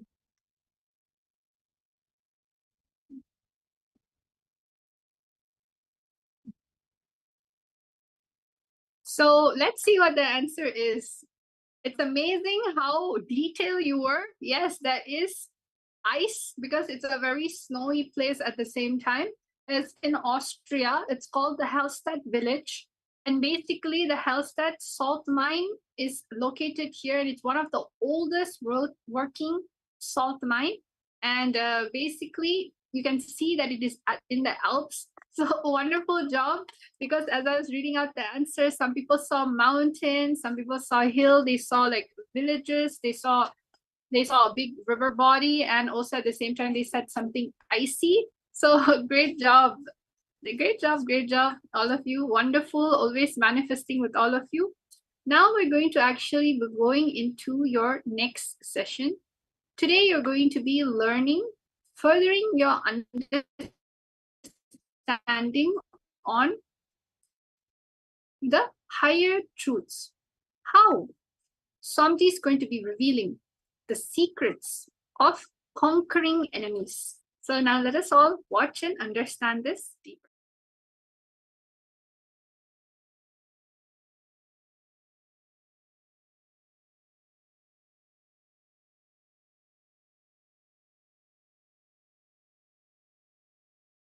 By Kartikeya and Subramanya Skanda, Kartikeya Subramanya Skanda, who is completion of Sadashiva himself.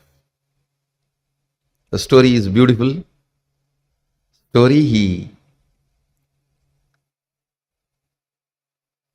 he destroys those demons and transforms those energies, makes them as his vehicle and victory flag.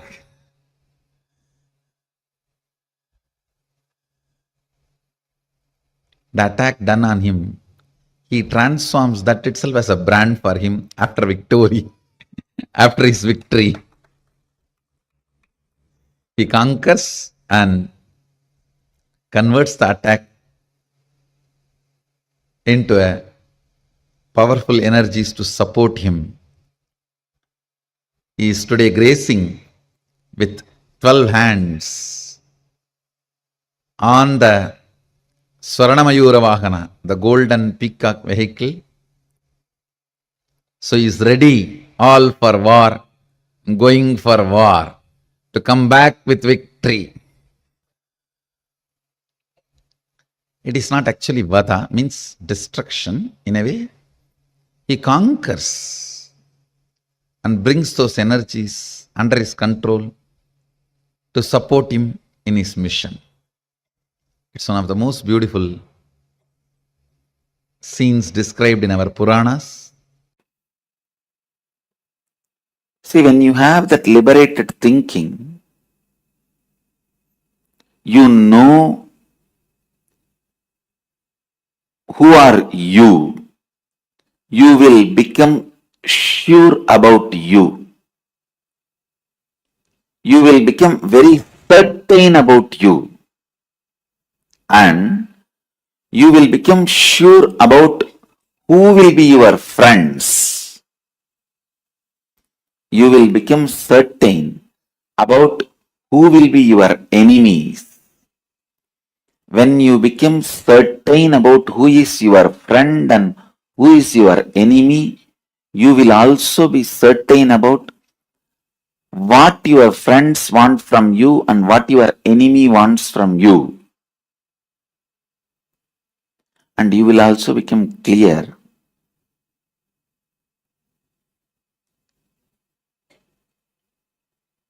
what world expects from you, what you are supposed to deliver to the world.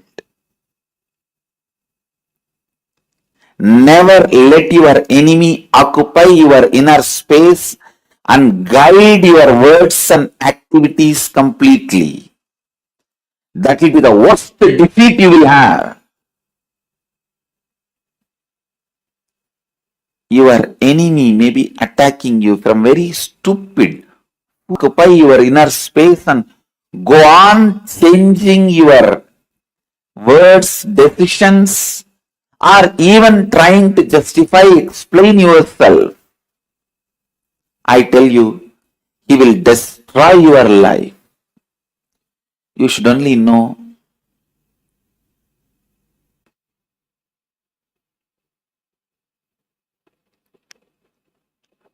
what is the world, the real world wants from you. What is it you can add to the real world and enrich? See, it's like some floating plants will be floating on the water, small ponds, tanks. Sometimes you will not even know it is the water. It look almost like a land. How the floating plants cover the water and you mistake it for the land. These few stupid fellows who cherish enmity towards you, who harass you, will try to cover your eyes and show that They are the world. The moment you believe those stupid few enemies who harass you, abuse you constantly, they are the world, you lost your life. Because now they will be guiding you continuously. They will be standing in front of your eyes in every statement you make, every word you make, every action you do will be guided by them. That is what they want, then it means they won the game. Understand? You need to know what is the self, what is the world, what is the Ishvara, what is the humanity, and who is your enemy, and what is the world, the real world. I tell you, the more you cherish enmity towards anybody, the more you lose contact with reality. The more you cherish enmity towards anybody, anything, you lose contact with reality, because the enmity is such, it constantly reminds about your enemy. Enemy looks too bigger than what he is. When he looks too bigger than what he is, you lose your sight on your life and reality, and you go on thinking, talking, working, either to escape from your enemy or destroy your enemy. Both are foolishness. Neither you need to escape from him, nor you need to destroy him. You just need to ignore him. Because he is not that big as you are imagining. It is your enmity makes the enemy big. It is your romance makes your lover big. It is inside that makes the outside larger than life size.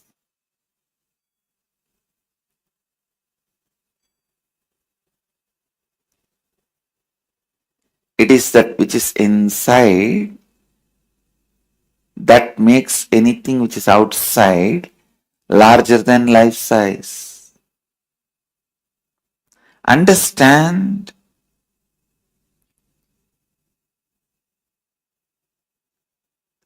When you are so sure about what you are, who is your friend, who poses as your enemy, what your enemy wants, all these details,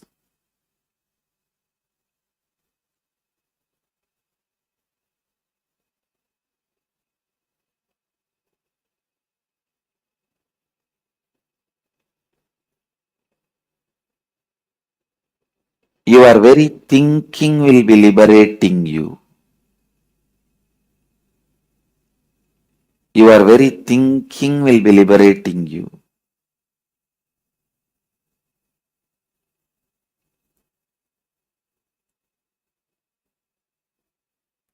Your thinking can be binding you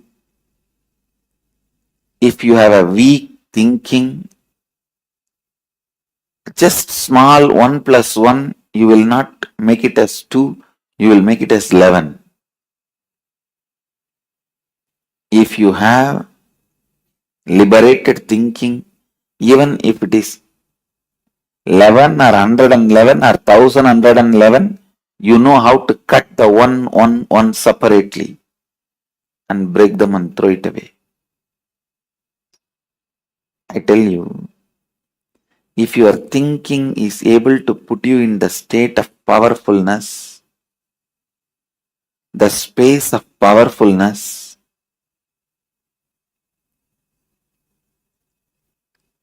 if your thinking can keep yourself in the space of strength,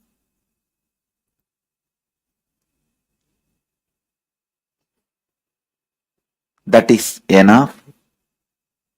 You will never bother to conquer somebody. You will never bother to power over somebody. You will never bother to build enemies for yourself.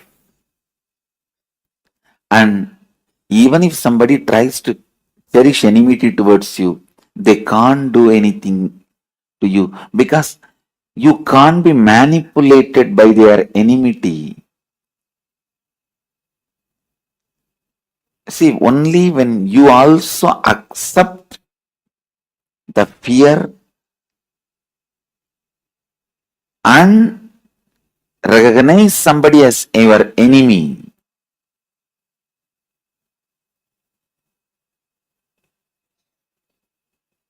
listen, for enmity to be complete, one person has to feel enmity towards you, and you should have fear towards that person and accept his enmity. Just like friend request, enemy request. You should accept that. Only then the enmity gets completed. But if you don't have the fear and you don't cherish enmity towards them and you don't accept the enemy request, you can never be weakened. Even if millions of people cherish enmity towards you, millions of people may send friend request to you, but only the request you accepted, they become your friends. Same way, thousands may send enemy request to you, but only if you accept those requests, they become your enemy. Do not ever bother, be bound by any of the so-called enemy requests.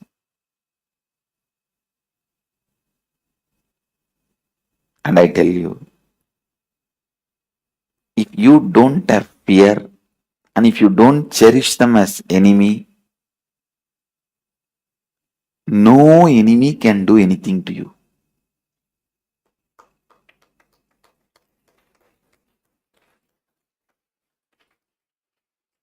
Whatever they may try, no enemy can do anything to you. It's law of life.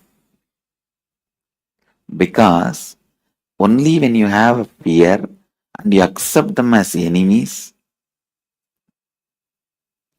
then now they have power over you. They will guide you as they want. They will tell you what they want and what they don't want from you. And constantly you have to be running about it. Either you will do as they want to escape from them, or you will do completely opposite to prove to them that you are more powerful than them. Both are foolishness. Just do what world wants from you. Just do what you need to do to the world. Just do how you can enrich the world. In any of your decisions, your enemy's decisions should not be mixed. Understand? Directly or indirectly, any way, if your enemy's influence gets mixed in your decisions, it is like dropping poison into the milk. Never allow your enemies to put their influence in your decisions.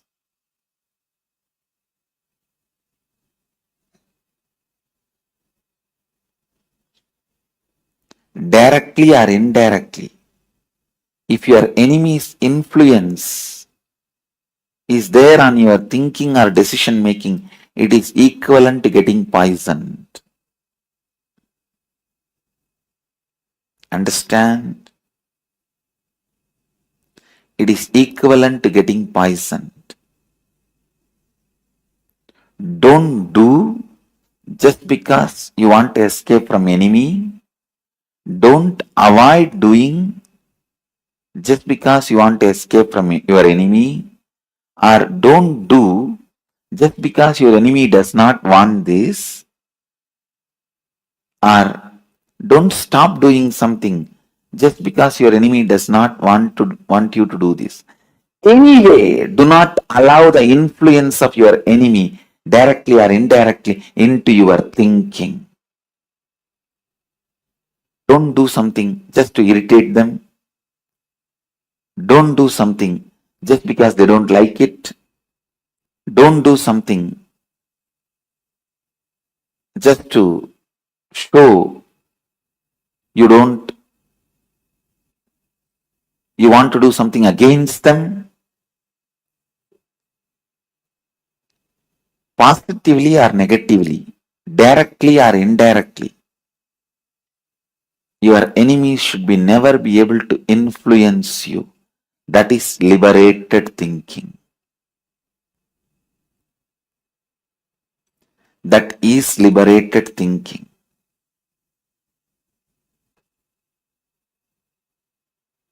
When people send you enemy requests and you don't accept it,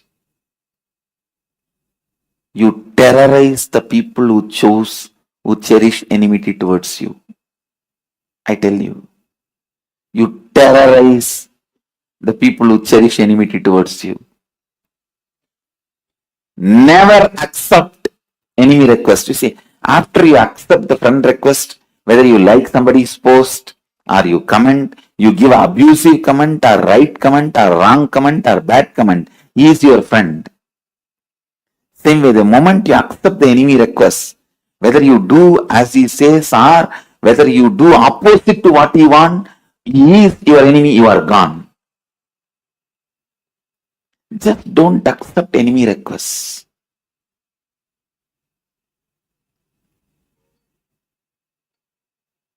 Just don't accept enemy requests. You will terrorize your enemies. I tell you.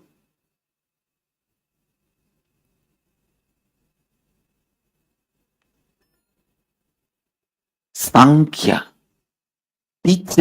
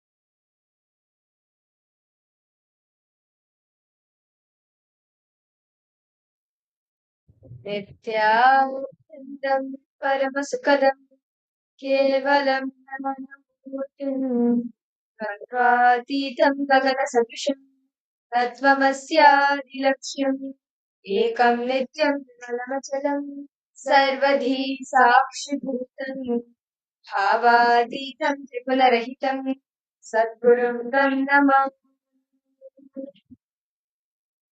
Nityanandam, Nityanandam to all the participants, each and every one of you who have joined us today for the Paramashivoham series as part of the Nityananda Brahmotsavam, the 21 days where we celebrate the descent of the Avatar, the descent of Swamiji Paramashiva himself, the 1,000 incarnation of Paramashiva. And he is the one who has manifested out of his utmost compassion, whether he manifested thousands of years ago, or as Bhagwan Sundareshwara, or in his all the different forms as Bhagwan Dakshinamurti, or as Siddhamurti, Kalavedava, whichever form Paramashiva manifested in, he always manifested out his extreme compassion to liberate each and every one of us. And at this point of time, when the world, humanity, is going through a whole lot of ups and downs, whether it is mental health crisis, or whether it is, as Swamiji said, how for all of us the attention span is being decreased, and all the issues that we face in having fulfillment, our relationships, or lack of wealth, health, all of these in the Kali Yuga is that delusion that all of us have fallen into. And 1978 marked the time when the world was in dire need, humanity was in dire need for an avatar to happen.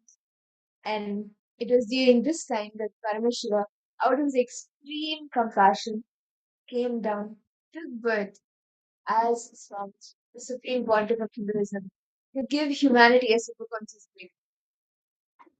As today, all the participants, all of us were learning about throughout the whole year, all of you are beautifully learning the Rasa Siddham process, the science of alchemy, and who Bhagwan Subramanya is. Understand today, all the participants, all of you are going to be receiving the darshan of Bhagwan Somaskanda Murti.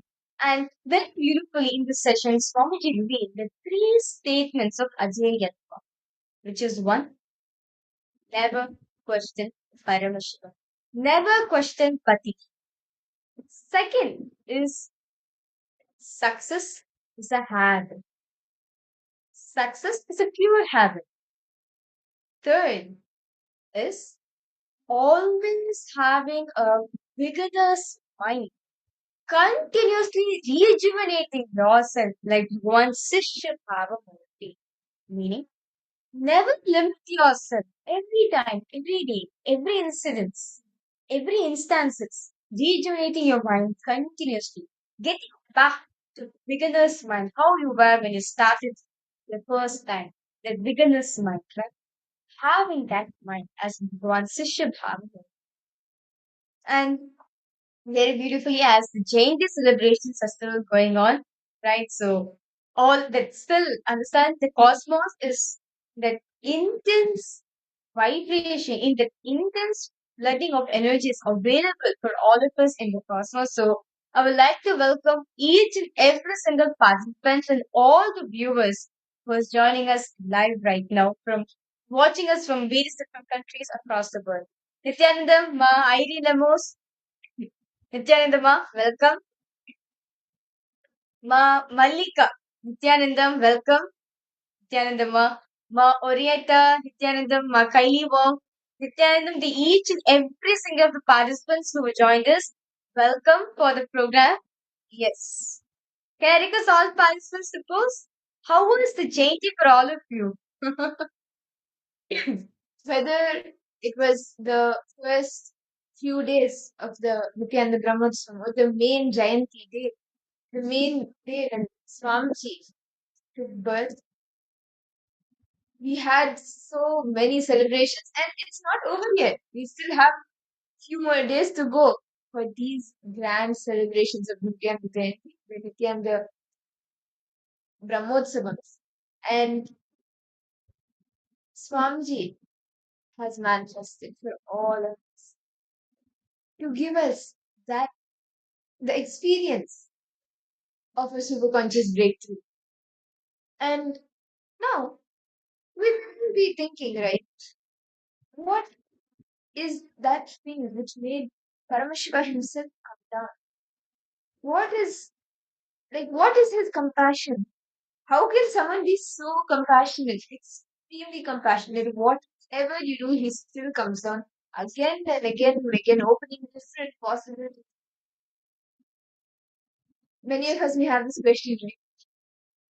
Let us listen to Swamiji. Let us listen to the revelations from Swamiji himself on how Paramashiva himself has manifested and come down out of his extreme compassion and love for humanity, for each and every one of us. And each of you can listen and just relish your experience. How do you see Swamiji manifesting in your life?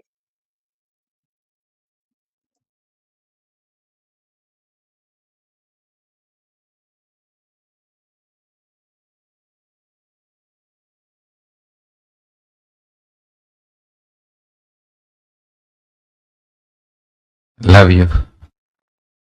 Love you all. I welcome you all with my love and blessings. Please listen. The core source material is love. Unveils. Love is Paramashiva. The source material of Paramashiva, the source happening of Paramashiva, the core happening of the cosmos, cause, karana, karya, result, action. The source material, mulya of the karana and karya, Paramashiva, Param, that core is the pure love. Understand? This whole universe is nothing but multiple versions of that core love. That's all.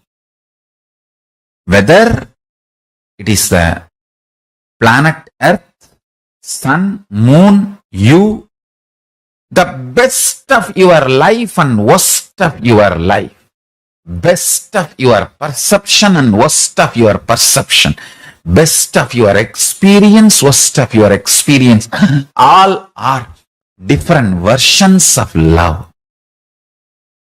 At this moment, if I give you enlightenment or a heart attack, both is the different version of love of Paramashiva, I tell you. It is just various versions of love of Paramashiva.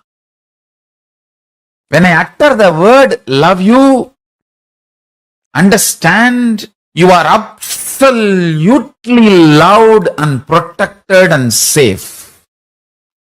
Especially if you resonate and feel connected with that word love, when I say love you, even if you have a puppy love and resonate and get excited and little your eyes become big and smile,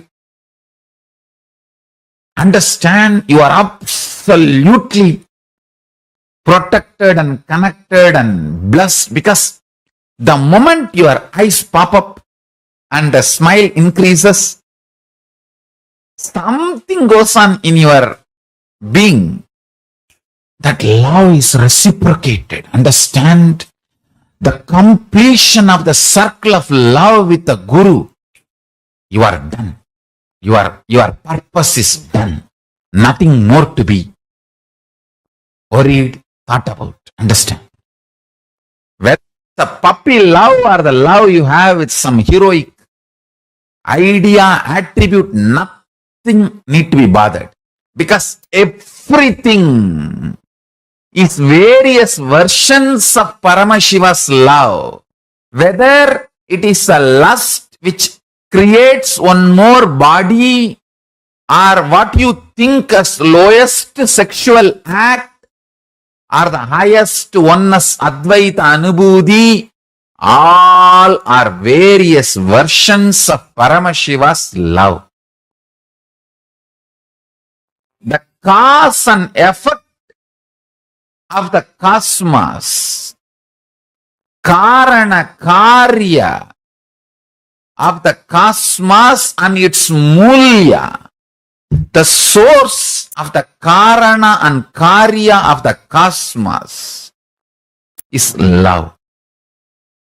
Whether the Arunagiri Yogeshwara appearing in the human frequency and spending time with me, or now he is manifesting through this body and initiating you all, or moving away from you all physically and spending some time with himself, everything is just various versions of love. Understand? In love, the source of the karana and karya, means cause and effect of the cosmos, the Paramashiva, in love, everything melts down. There is nothing called good, bad, higher, lower, right, wrong. It is all just various versions of Paramashiva's love. Whether you melt in extreme joy,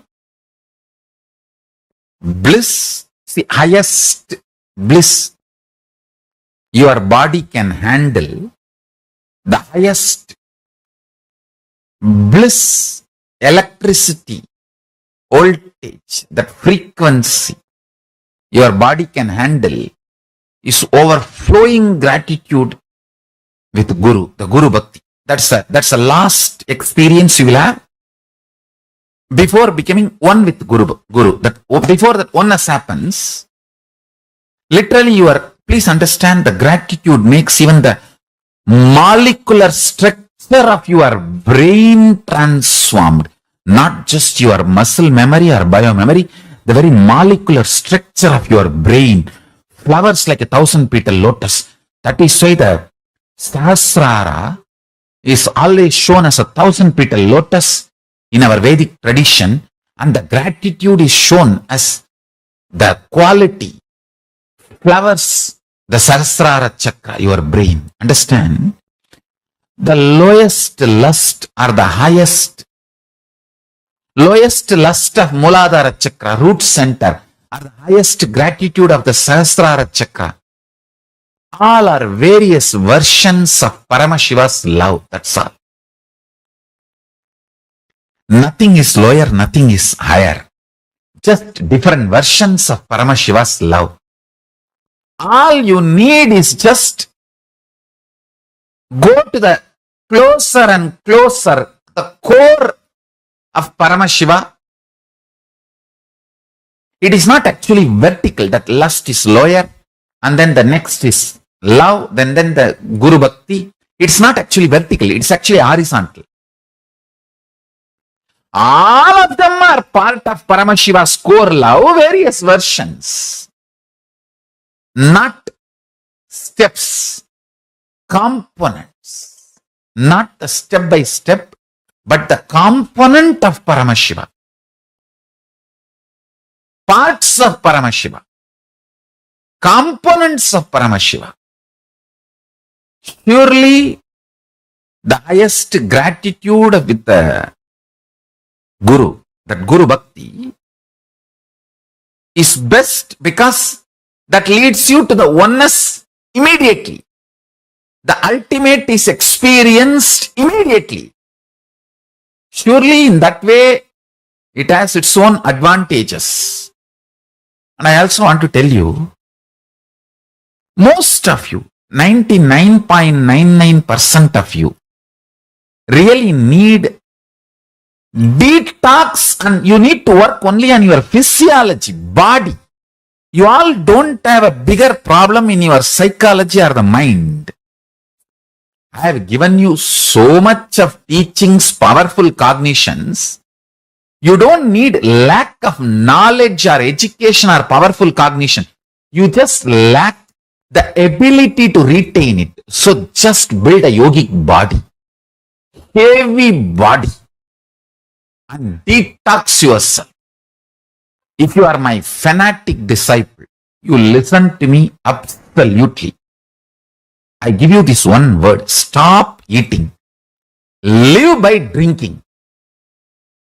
Juices, herbal juices, even rice, if you want to have, make it into a juice, rice water, and take. I'm telling you, just if you stop giving the responsibility of grinding to your stomach, 90% of the detoxification happens.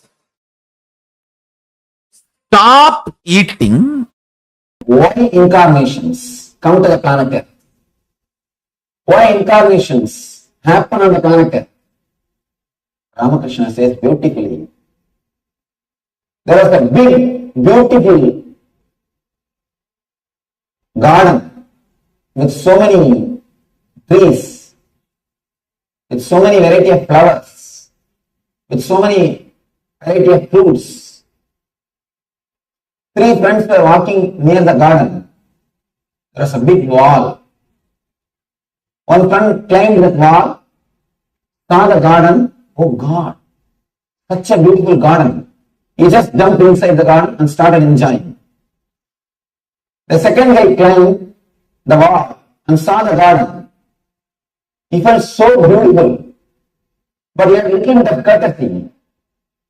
He turned and said, "My dear friend," the friend who is below, he said, "My dear friend, there's a beautiful garden. Come, I am going." He jumped and started enjoying the garden. The third guy, he climbed the wall. He saw the beautiful garden and he saw his two friends enjoying, and he understood the joy and the bliss which they are enjoying. Then he decided, no, I'll go down and tell all my people there is such a beautiful garden, and I'll bring them all, make them enjoy this garden. The man who comes down is incarnation. The man who descends from the divine is incarnation. The person who comes back to the planet Earth to tell you about the divinity, to make you realize what he experienced, he is called incarnation. Scientist is a person who creates the formula to understand the things of the outer world. For example, Newton saw something happening in his garden. He saw the apple falling from a tree. Suddenly, some understanding came to him. He understood something. Why this is falling? What is happening? Why it should not go up? Why it is coming down? He started thinking. Some understanding happened to him. The glimpse of truth happened to him at that moment. Immediately, he analyzed, created a formula so that everybody can understand what is happening when things fall. Theory of gravity. He created a formula. Scientist is a person who creates formula for the outward things, for the things of the outer world. Same way, mystic, spiritual mystic, enlightened person is a person, master is a person who creates the formula to reproduce the inner world experiences. Scientist creates the formula to reproduce the outward experience, the outer world experience. Master is the person who creates the formula to reproduce the experiences of the inner world. Meditation techniques are the formulas. Incarnation is the person who can directly give the experience without even using the formula. All these great incarnations are coming down to the planet Earth to give the spiritual experience, to make people realize that they are divine, to make people experience they are God, to tell the people the other side is beautiful, that's a very big garden, come let's go enjoy. Incarnation is a person who has come down, descended to teach divinity to the world. The mother, crocodile, fish, all these jivas, they lay the egg, the banks of the river, close it with mud, just by the constant remembrance, hatches the egg. Please understand. The Brahmi, we, makes warm into we by the sound, teachings.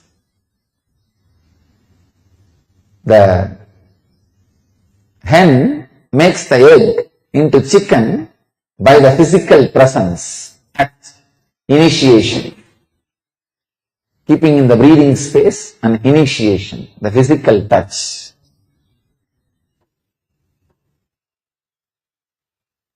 Mother, crocodile, tortoise, fish, all of them hatch the egg and make the egg into fish or crocodile or tortoise just by remembering. Master hatches you through all these three. Through his teachings, first level. Through the initiation, second level.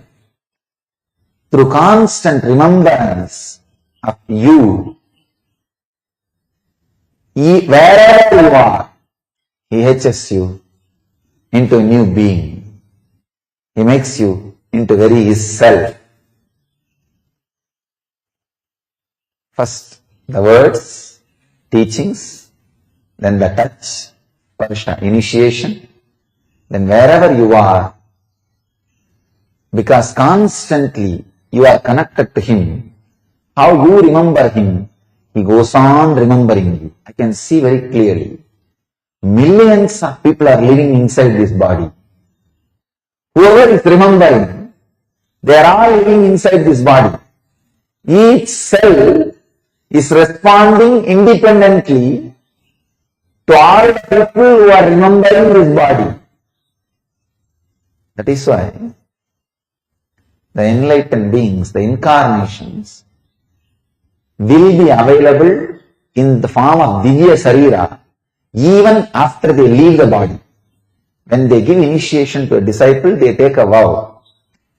Till you become enlightened, I will be available to you even if I leave the body.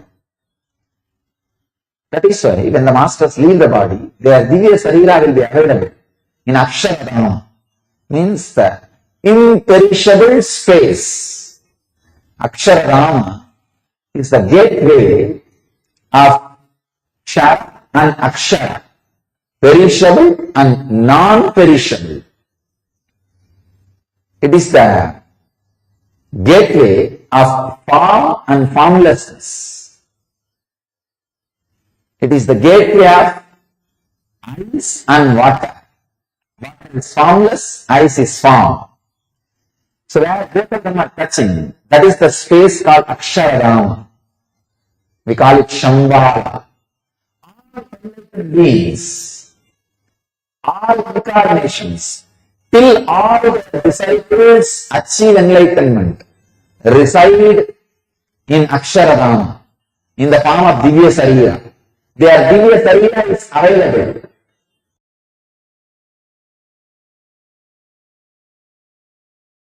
I will reveal 3 important words and the truths.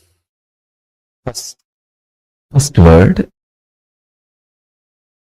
natural selection. Second word, artificial selection. Third word, conscious selection. Let me expand on this truth. In the evolution of life, fish becoming tortoise is conscious selection in the DNA mutation process. Listen carefully. In the DNA mutation process, consciousness goes through a natural selection process. Maybe I can use a better word, conscious natural selection. The consciousness of the fish, through the natural selection process, evolves in its DNA levels through various mutation. Understand, no DNA mutation is an accident. It is surely for the sake of better way of existence. By the very tendency of the consciousness is expansion, survival and expansion, living and enriching. The very DNA's programming is integrity, authenticity, responsibility, enriching. It is integrated to its existence and authentic to its experience of identity, I, and it takes responsibility for further expansion, enriching. Because of the fundamental quality of the consciousness, consciousness goes through a natural selection process in the DNA mutation. And fish becoming tortoise is an example for this conscious natural selection process. Second, conscious artificial selection. Example for this is human beings breeding various types of dogs, various breeds and varieties of dogs. First,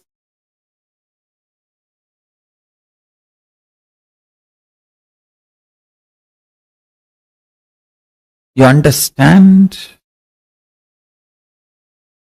the dogs fear greed and intervene artificially in its natural flow of life, and through the external intervention you start breeding various varieties based on your needs. Dog breeding is conscious artificial selection process. That's an example.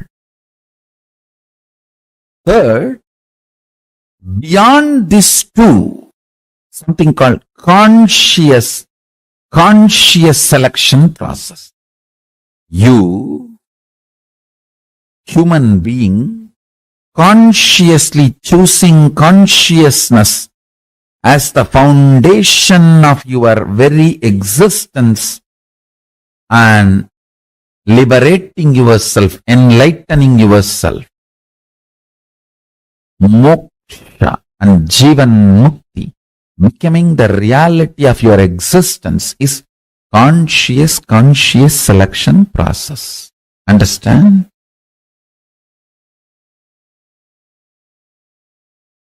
For this process, an incarnation happens. Incarnation happens to make the human being's DNA understand the conscious selection is possible and it is good. Bringing that great news to the humanity is the responsibility of an incarnation, avatar. Avatars happen for this vision. Listen carefully. For your DNA to choose consciousness and will persistence as a way for evolution, to do the conscious selection, your DNA need to be introduced to its higher possibility. If your DNA decides to do conscious selection and decides to evolve its DNA through the mutation, through will persistence, where it is going to land, what it is going to achieve. Your DNA need to be told about the end result. That is why an incarnation happens to inspire your DNA to go through the conscious selection process. Understand? Today's subject for the webinar, happening of the avatar. Let me explain the multiple reasons for why avatars happen. First, whenever there is a serious danger for the Srishti, whenever there is a serious danger for the life itself, whenever life needs to be pushed to the next level, whether DNA need to have a quantum jump in its natural selection process or conscious breakthrough need to happen. For example, in the natural selection of DNA process, fish evolves as tortoise, tortoise evolves as pig, pig evolves as man, animal, Narasimha. Then you need superconscious intervention to push the natural selection process of DNA to have a quantum jump. See, from man, animal, jump to an animal, listen carefully. From man, animal, jumping to an animal without consciousness is easy. It may have the form of a man, but it will not be completely carrying the consciousness of a man. So, from man, animal, if the jump has to happen to man, human being, Not just DNA need to evolve through its natural selection process. Conscious intervention is required. That is why when Vishnu comes as a man animal, Narasimha, and pushes the natural selection process of DNA to the next level, Paramashiva comes as Sarabeshwara and pushes the conscious intervention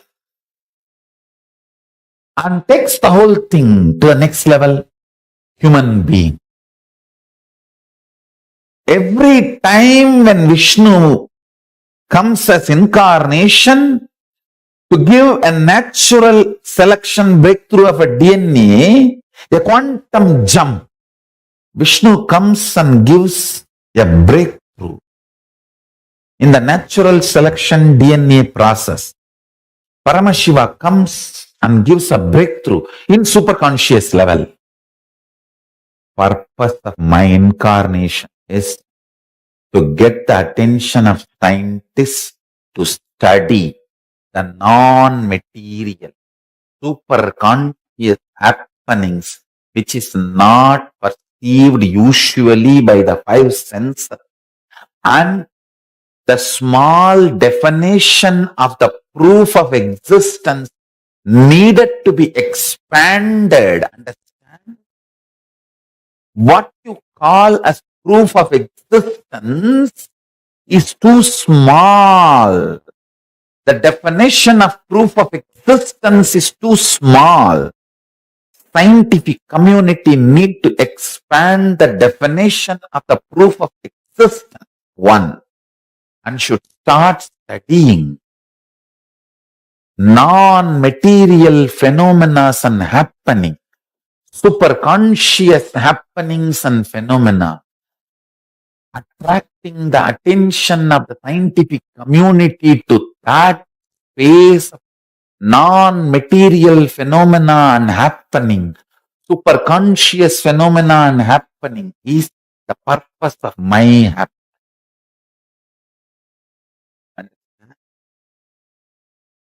Paramashiva will do it.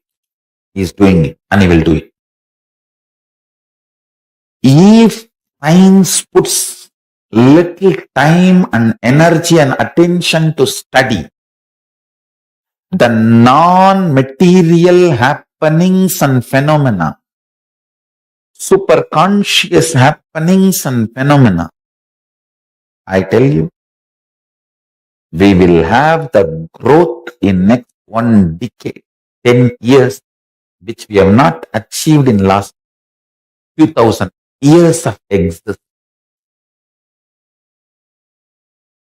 If we put little attention in this direction of non-material existence and phenomena, superconscious existence and phenomena, we can easily understand the whole Hindu literatures, Idihasa, all the Hindu traditional source scriptures of Shruti Smriti, recordings of history, recordings of cosmological discoveries, recordings of amazing knowledge source. Understand? I'll repeat, in hundreds of years, history becomes legend. In thousands of years, legend becomes myth. In thousands of years, legend becomes myth. Mahabharata is neither legend nor myth, it is history. It was history. It is history. It will be history. I will make sure the scientific community's attention is drawn to study non-material phenomena and happening. And I will make sure science expands its definition of proof of existence from the mediocre definition which we are having. Anything can be perceived by the five senses commonly. Understand? This scale of proof of this scale called proof, this scale used as a proof for any existence itself is mediocre. The scale need to be upgraded to the reality, and scientific community should start studying the phenomena and happenings of the reality superconscious. Then whatever I am revealing, you will understand very scientifically, and science will catch up with whatever is revealed in Hindu source books, Shastra Pramana, Shruti and Smriti. At least let few thousand kids learn this power manifestation science, and not only they manifesting, I will train them to initiate others manifesting. So let few thousand Nityanandas be reproduced before it is too late. Before it is too late, let us reproduce few thousand Nityanandas, where this power manifestation science is kept alive. Oh, Hindus, enough. You guys have had a silly conversation and judged me. I am not attacked because of my so-called right wrong, keeping this science of enlightenment of Hinduism alive. Oh, Hindus, wake up. Anti-Hindus know my potential before Hindus know my potential. The purpose of happening of the avatar this time is to revive Sanatana Hindu Dharma and get its spiritual legitimacy, religious legitimacy, social legitimacy, cultural legitimacy, economic legitimacy, literary legitimacy, judicial legitimacy, and political legitimacy of Sanatana Hindu Dharma. I'll do it. Let's all make it happen. Thank you so much, Swamiji. Swamiji, the next question I have is specifically for all the people who are watching you on YouTube. There are like a million people who are watching you on YouTube, and another million people who are following you on Facebook. Now, for somebody who has never met you, never met you physically, not attended any of your programs, not taken your initiation, but they are sitting out there in some part of the world, connecting to you through your videos. They feel immensely connected to you. Do you recognize them as your disciple? How do you know that they are sitting there, or do you, of course you know, but how is the whole process happening? Understand, this is only one of the rules I am using. This is only one of the quarters I am using.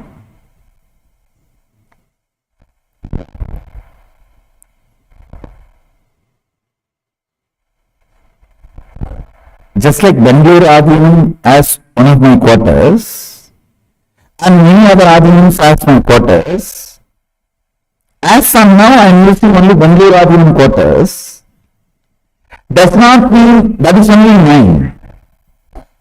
All the other Adinam quarters is also mine. Same way, this body which I am using is only one of my quarters.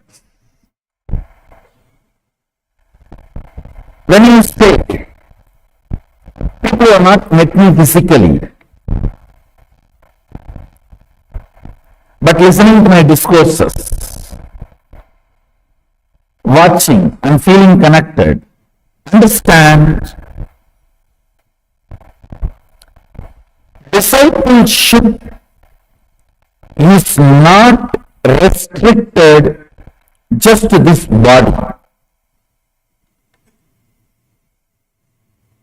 In multiple planes, I exist. In multiple planes I operate.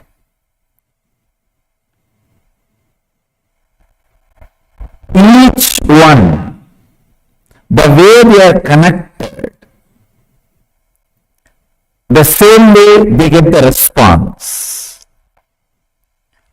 Just few days before I declared, now people are going to have darshan and vision in their dreams. Like they will have the vision, darshan of me appearing and blessing them and showering gold coins and diamonds, or showering them with wealth. When they wake up and see, really they will see all around on their bed that literally the gold coins and diamond, whatever has been blessed in the dream state, in the real. And you will see in next 2 days people putting this kind of experiences and blessings in the Facebook. You will see these happenings, the mystery, the mystical happenings are all not restricted only to this body. I should say that this is one of the body I am using. To relate with all of them, there are some more bodies which are being used, and I should say that there is an automatic 911. Whoever calls from wherever, they get the response. And it is not necessary all that information should be known to this body and mind. But whenever needed, this body and mind gets those informations.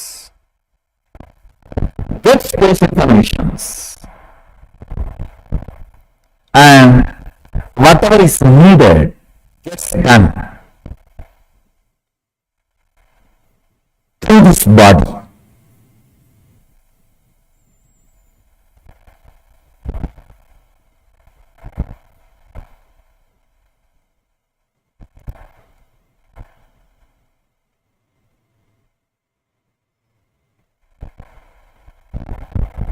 It is such an intense subject. Maybe I'll use few more examples and give you an understanding.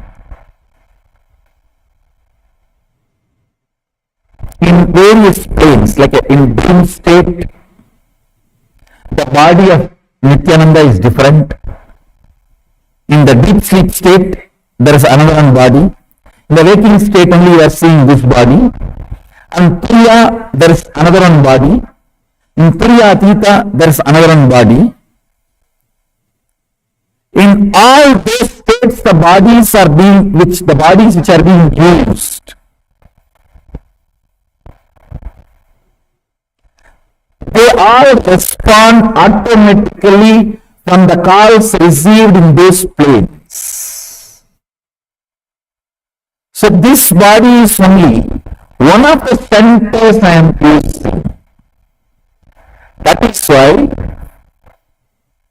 when people call, pray, automatically they get the response. When it is brought to me, I download what has happened during that time and give them extra information, that's all. But I myself, this body and mind does not necessarily need to be involved during the prayer or the answer. Action and response happens without even this body and mind knowing or getting involved. So wherever you are, understand, and you are calling this form, this name, feeling connected, immediately Sadashiva responds. Understand, this form and the name is the gift to the universe by Sadashiva. I am also enjoying it like you are all enjoying it.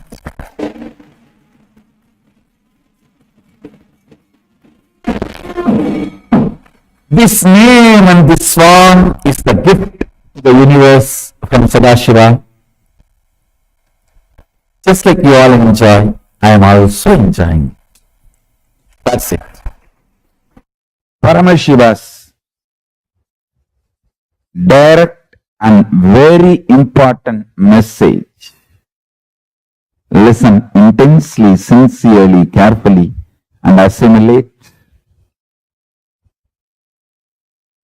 Recognizing my identity as Paramashiva, me as manifestation of Paramashiva, especially the exclusive relationship you have over me, the exclusivity is the right you gain the moment you recognize my identity. Understand? Exclusivity and intensity, exclusivity and intensity in the relationship is the right you gain the moment you recognize, the moment you cognize my identity as Paramashiva. Understand? Listen to this very intensely. Keep two mirrors. Sit in such a way in one mirror, your face will reflect. In another mirror, this world, naturally the world only will reflect. Maybe you can sit next to the window, keeping the mirror, showing the sky. Listen. In reality, both mirrors are mirroring two different dimension, face of you. How much you feel you are your body, how much that is true, more than that you are cosmos is true. You are part of this cosmos, you are verily, if I have to make more proper statement, you are verily the core and source of this cosmos consciousness. Just like Paramashiva has 25 faces, you experiencing your body as you is one face of you. You experiencing your mind, emotions as you is one face of you. You experiencing your deep sleep state is one face of you. You knowing this whole cosmos is you is one face of you. Understand, if you recognize my identity as Paramashiva, you will recognize your identity as Paramashiva. If you recognize your identity as Paramashiva, one of the face of you is Paramashiva, you will simply recognize I am Paramashiva. In this two, any one happens, you won the game. Life is all about that. That's all. Life is too simple. It's all about living after recognizing your identity as Paramashiva or my identity as Paramashiva. That's it. I tell you, When I recognized Arunagiri Yogeshwara, my guru's identity as Paramashiva, I said Shivaya Namaha.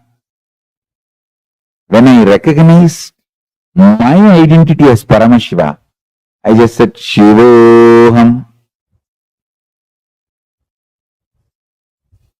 Understand? Living either as Shiva Namaha or Shivoham.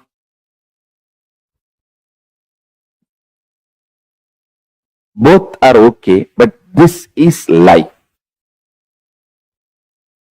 Life is too simple. Understand? Recognizing my identity as Paramashiva is literally living enlightenment, conclusion, completion of your fulfillment. You achieve fulfillment, you start living fulfillment, enlightenment, the moment you recognize my identity. Understand? When you recognize my identity, you recognize your Ishwaratva. The Ishwaratva starts oozing out of you when you recognize the Ishwaratva oozing out of me.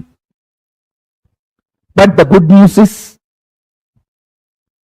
anyone recognizes my identity is going to just walk around as superconscious mutants. I tell you, the best lifestyle is conscious communities, Kailasas. See, you don't have to give up the comfort of your home and your personal space, privacy of your home, but create conscious communities, e-Kailasas. Like have your own home, but gather once in a while for doing yoga together, puja together in Zoom. You don't even need to gather physically. In Zoom, online. E-Kailasas. Just gather and do yoga, do Vakyat Sadas, do puja together, do power manifestation. That's all. This is the best lifestyle. Just liberate more and more people from conscious slavery. Abolish conscious slavery. Recognize my identity deeper and deeper and deeper. As Paramashiva, you will recognize your identity deeper and deeper and deeper as Paramashiva, and you will experience the exclusive relationship we both have. That's all is the essence of enlightenment. You will just manifest the state, space, powers, being, super consciousness, Kailasa of Paramashiva.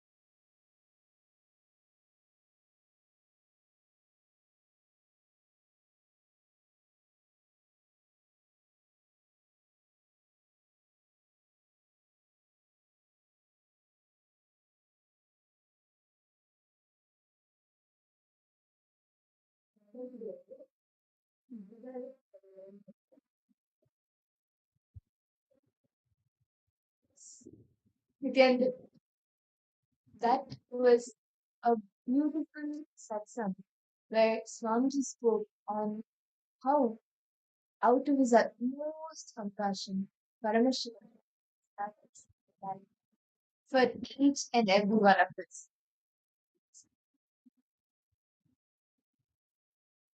And understand, today all participants and all the viewers is watching us live right now. Won't be diving into one of the, I would say, one of the most beautiful avatar leader, right? As best time for all of us to enjoy, cherish that happening of Swamiji, that especially all the Leelas Swamiji did is during the Jayanti Brahmotsav. So today all the participants, all you're going to be all of you going to be listening how Swamiji experienced that Advaita, oneness within himself. Actually, Swamiji listened the concept of Advaita from his masters, such as from Mataji Kamal, Raghupati Yogi, Sikhi Swamigal, many great people, all almost like all of Swamiji's gurus, have taught Swamiji this science of Advaita. But Swamiji always thought that this was like it's just a concept. If Swamiji understood that okay, Swamiji was not paying much attention for it. Swamiji knows for but it is just a concept and yeah. It was not like an experience. It was just a truth. It was an understanding. It is just understanding. Not an experience with himself. So and whenever any of the masters, whenever any of Swamiji's gurus were explaining this concept of Advaita, right? Swamiji would be like, it's in philosophy. It's in truth. Oh, okay. I knew it. Okay, everything is all the same. And yeah. So, when Ardakarana Yogeshwara, when Ardakarana Yogeshwara was speaking about Advaita, of course, some years like a bit restless, some years showed like non-interest. And basically, as Swamiji was saying, that it was just an understanding for him. It was just like an understanding, not as an experience within himself. It was just an understanding with Swamiji. Because of that, Swamiji was restless and and was avoiding being listened. He was not listening to what Ardakarana Yogeshwara was saying. Ardakarana Yogeshwara noticed this. Of course, immediately Ardakarana Yogeshwara calls Swamiji and saying, Swami, Swamiji turned and Swamiji looked. Understand? The eyes of Ardakarana Yogeshwara is so pacifying and so pacific like the ocean. Understand? It's so his eyes literally like how vast the Pacific Ocean is, right? Like all of us know the Pacific Ocean is the largest ocean in the world, right? How Pacific, understand? Swamiji was saying to describe his eyes, it's so pacifying and at the same time it's as specific as a Pacific Ocean. Because that deep and intense. And Swamiji and Ardakarana called Swamiji's attention to it. And Swamiji immediately, the moment Ardakarana called, all restlessness dropped in Swamiji and Swamiji listened to Ardakarana. Swamiji and Ardakarana was having an eye-to-eye contact. And Ardakarana he just did this without it was not a verbal conversation, understand? It was not like a verbal conversation. They just waved his hand. Through actions they were communicating. So Bhagwan Ardakarana just lift his hand. Swami said, yes, why not? If you can move your hand, just move my hand. Swami also lifted his hand. I could also move my hand. And that's it. And understand, as Swamiji, as Swamiji also showed, right? Yes. I'm also able to move my hand. I can also move my hand. And that's the moment Anirudisha said, Sami, hold it up. Me, Sami, one. Sami became one. And look after that, see, immediately the click happened in Swami saying, yes, if I can move my hand, then I can move the ants behind my hand. If I can move the ant which is behind my hand, then I can also move the hill which is beyond, which is before the ant. And that click happened in Swamiji.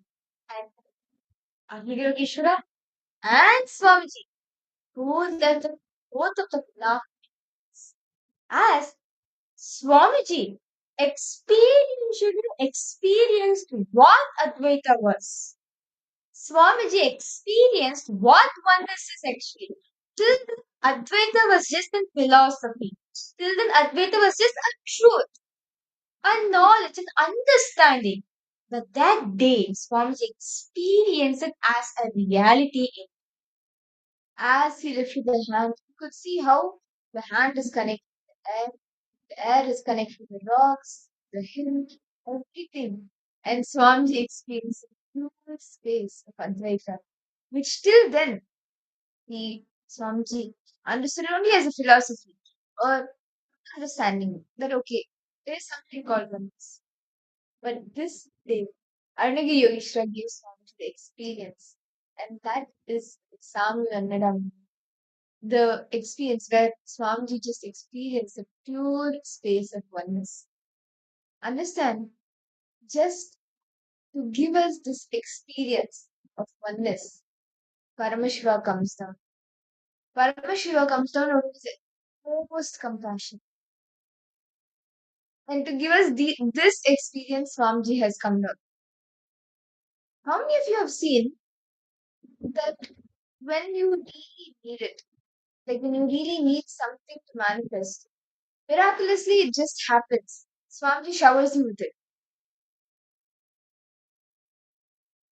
And you just know, yes, Swamiji is there.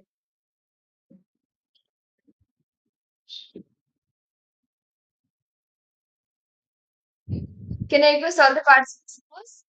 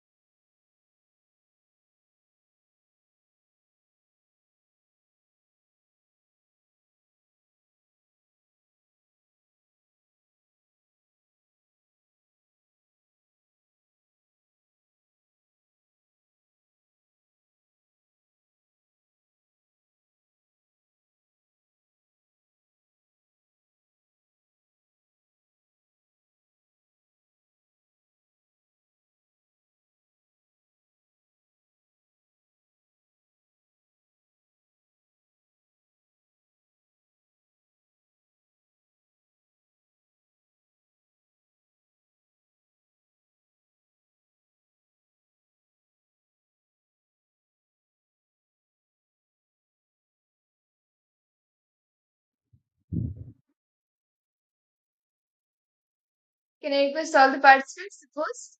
We would like to complete all the participants for the technical glitch.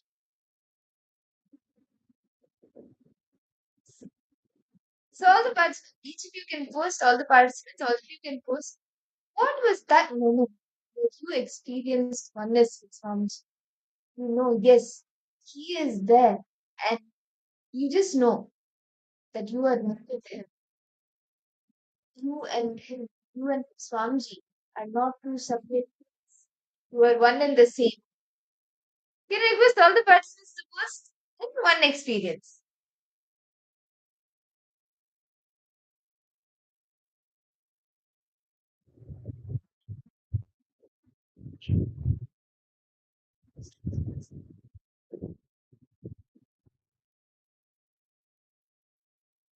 See, actually, every time you do power manifestation, you experience this space of oneness. You experience the beautiful space of oneness with Swamiji.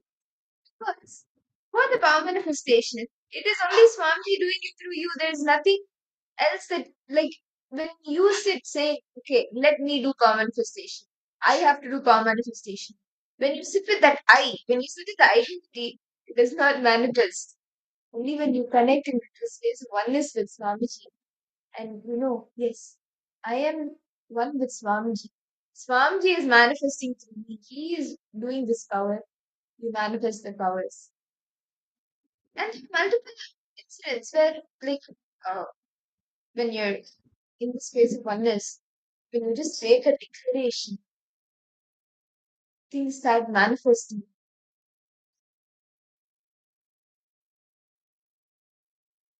How many of you have experienced that during the power manifestation, you just, like, without you putting any effort, the power will just start manifesting. But when you sit, like, okay, let me manifest powers, let me do it. When that I is there, that identity is there, you see that it doesn't happen immediately, or it is in the yet manifest stage. But sometimes when you just sit, you say, okay, Swamiji, let me manifest powers, let's manifest powers. And when you don't expect it, it just happens. Actually, that's very true. Swamiji says, as power manifestation happens from the space of pure oneness, as Swamiji says, he has put the concept very clearly. Only oneness, only with oneness, so that you can manifest the powers, right? So, when you are in manifesting powers, understand all participants of the Paramashivoham program, level 3 program, and all the viewers is watching us live right now. See, understand any any power manifestation which you are doing, right? Whether body scanning, third eye reading, remote vision, mind reading, teleportation, it will take. Any power you take, right? It is manifested from the power of, it is manifested from pure oneness. From the pure oneness space, only all of us manifest. Okay, I see many of the participants logged in. Nityananda, Ma Anandishri, welcome. Ma Saroj, David Aya, Ma Kylie Wong, Ma Yvonne, Ma Yvonne, Nityananda, Ma Mallika, Ma Saroj. Yes, Nityananda to all the participants. Yes. So, I would like to actually to expand on this, right? I would like to, because I'm going to be explain to all the participants the power of consciousness over matter, how I started manifesting this power.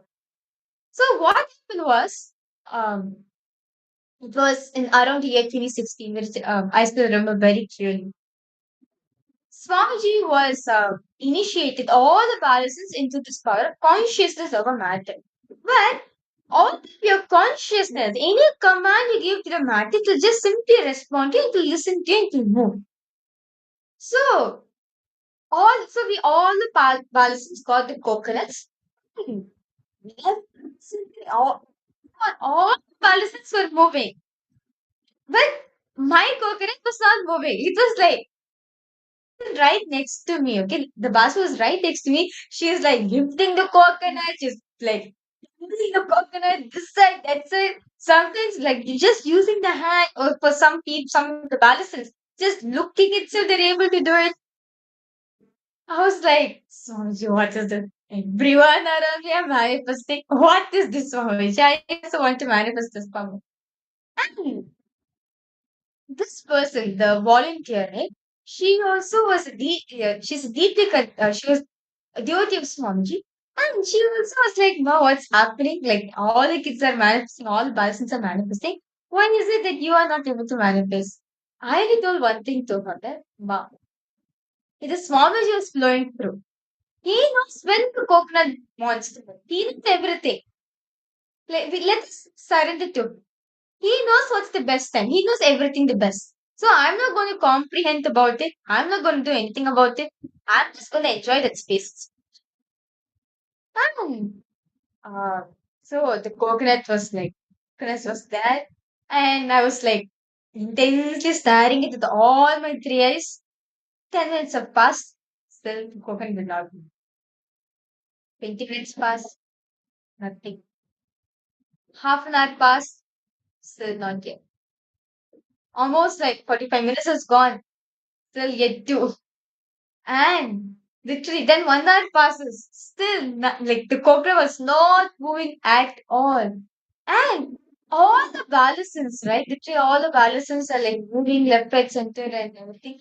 Some of the balisons even were like looking at the coconut in the coconut tree and was commanding it to fall from down, up to down. I was like, why this cockroach is wanting to move? Even though I'm like connected to Swamiji and everything. So why this cockroach wanting to move? Right? So I was like, Swamiji, today I have to get this done. Today I have to manifest this power of consciousness over matter. I can eat. Oh, no problem. But it has to manifest. That's my sankalpa. And so I just sat intensely and I inside myself, I connected Swamiji and told Swamiji very clearly, Swamiji, it is up to you right now. I'm not the one who's manifesting. You are the one who's manifesting through me. I'm a medium. Just like Krishna's flute, right? Just like Krishna's flute is hollow. Understand? The Gopika, this flute of Krishna, right? So it went to all the bamboos and like the bamboos was then Krishna asked, which of you are going want to become my flute? Right. And this bamboo decide, okay, let me give up my identity. Let me give up my identity and let me hold the Krishna's hand. He has mature understanding that I'm going to be with Krishna forever. Understand? If I sacrifice myself, my identity, if I decide to drop my ego, become open, I'll be remembered forever with Krishna. This bamboo decided to be a hollow. So naturally, what did Krishna did? He took it and made it as a flute. It is through that only the beautiful music was being played, and all the gopikas was able to enjoy the beautiful music Krishna was blowing through his flute, playing through his flute. Jealous, right? This being Krishna 24/7. How is it? Like literally, it is only through Krishna's grace that this flute is even giving.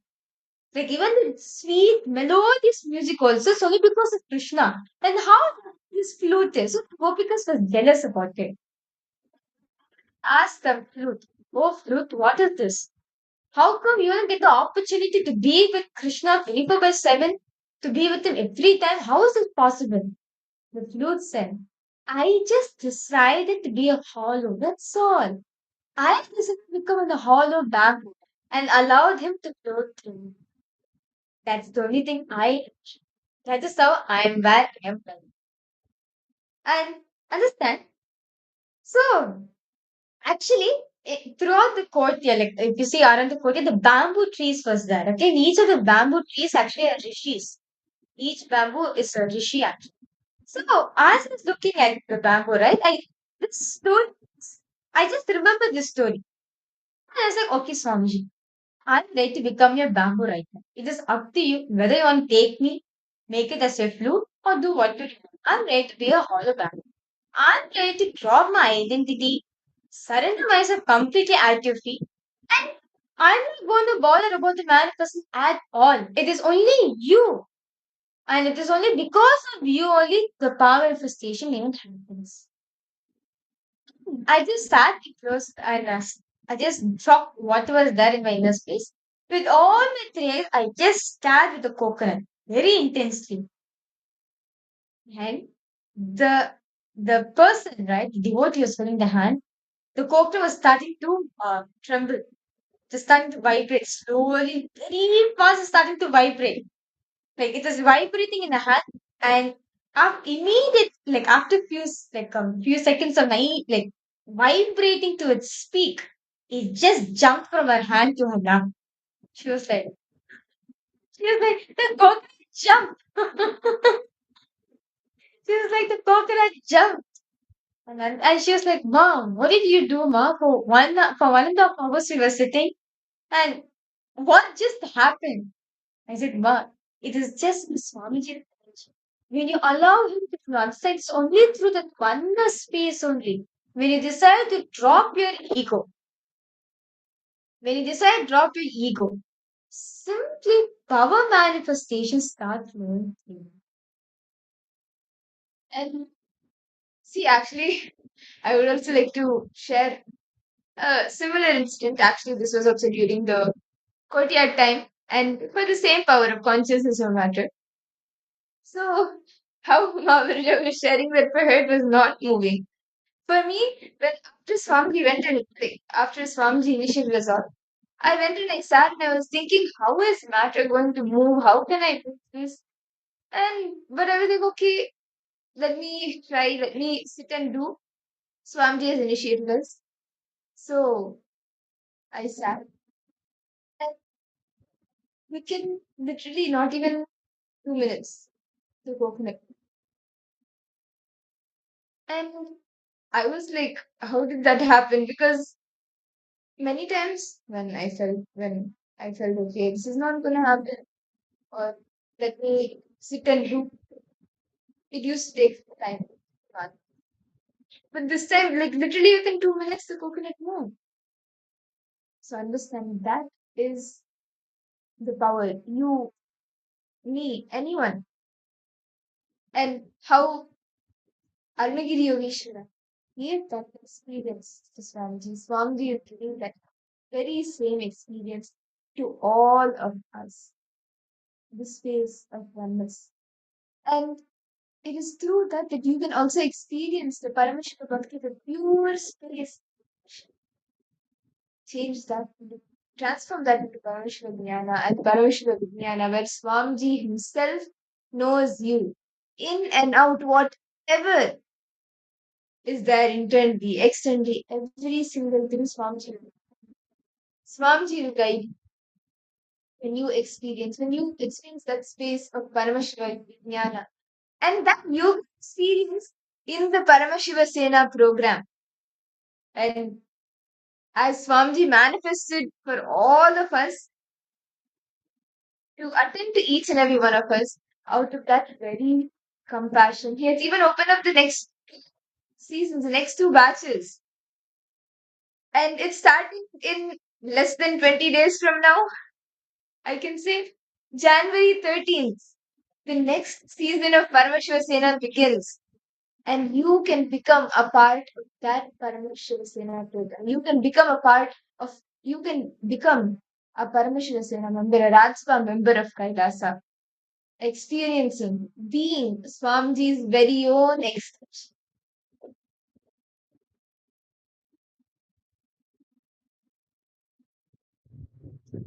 And if you have not signed up yet, then I would say that you take a step immediately. Put your intention. Ma Saroj, are you making it to the next program, Ma? The next Paramashiva Sena program? Ma Irene, David Aya, Ma Orietta, come on. Ma Mahasada Priya, Ma Sadashiva, Ma Kaidi Wong. How many of you are attending the next Paramashiva Sena program? As Swamiji shared very beautifully, right? Paramashiva Bhakti is about what? You know Paramashiva. Paramashiva Jnana is Paramashiva will know you. Like 50-50. Paramashiva will know you. Now, when Paramashiva Vijnana is Paramashiva knowing you, like personally, understand? Like if you, as Swami, like literally in the Paramashiva Sena program, like you can literally experience the different dimension of Swamiji all together. Like as Swamiji said, in the Paramashiva Sena program, he will know you personally, end to end, to your very name. He will know you personally. And if you want to experience that dimension of Swamiji, Paramashiva Sena is for you.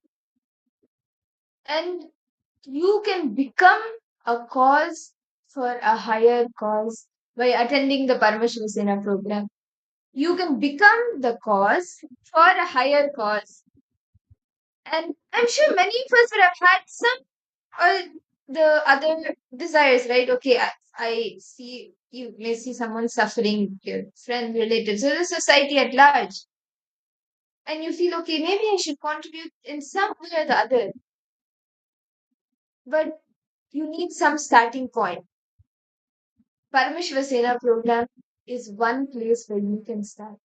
Because you cause for a higher cause. You become the cause of for a higher cause.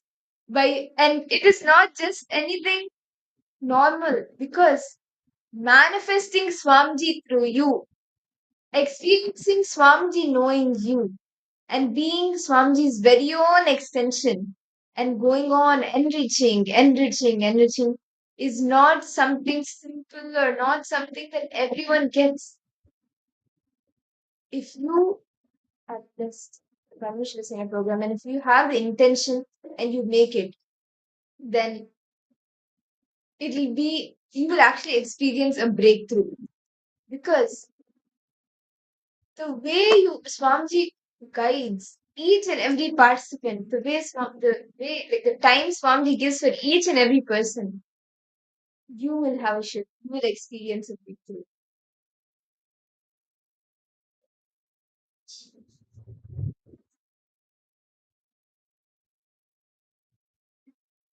So understand all the participants.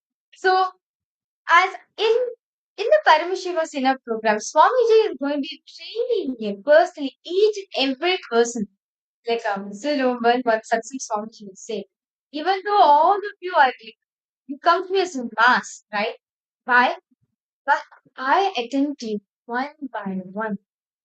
Each and every one of you, right?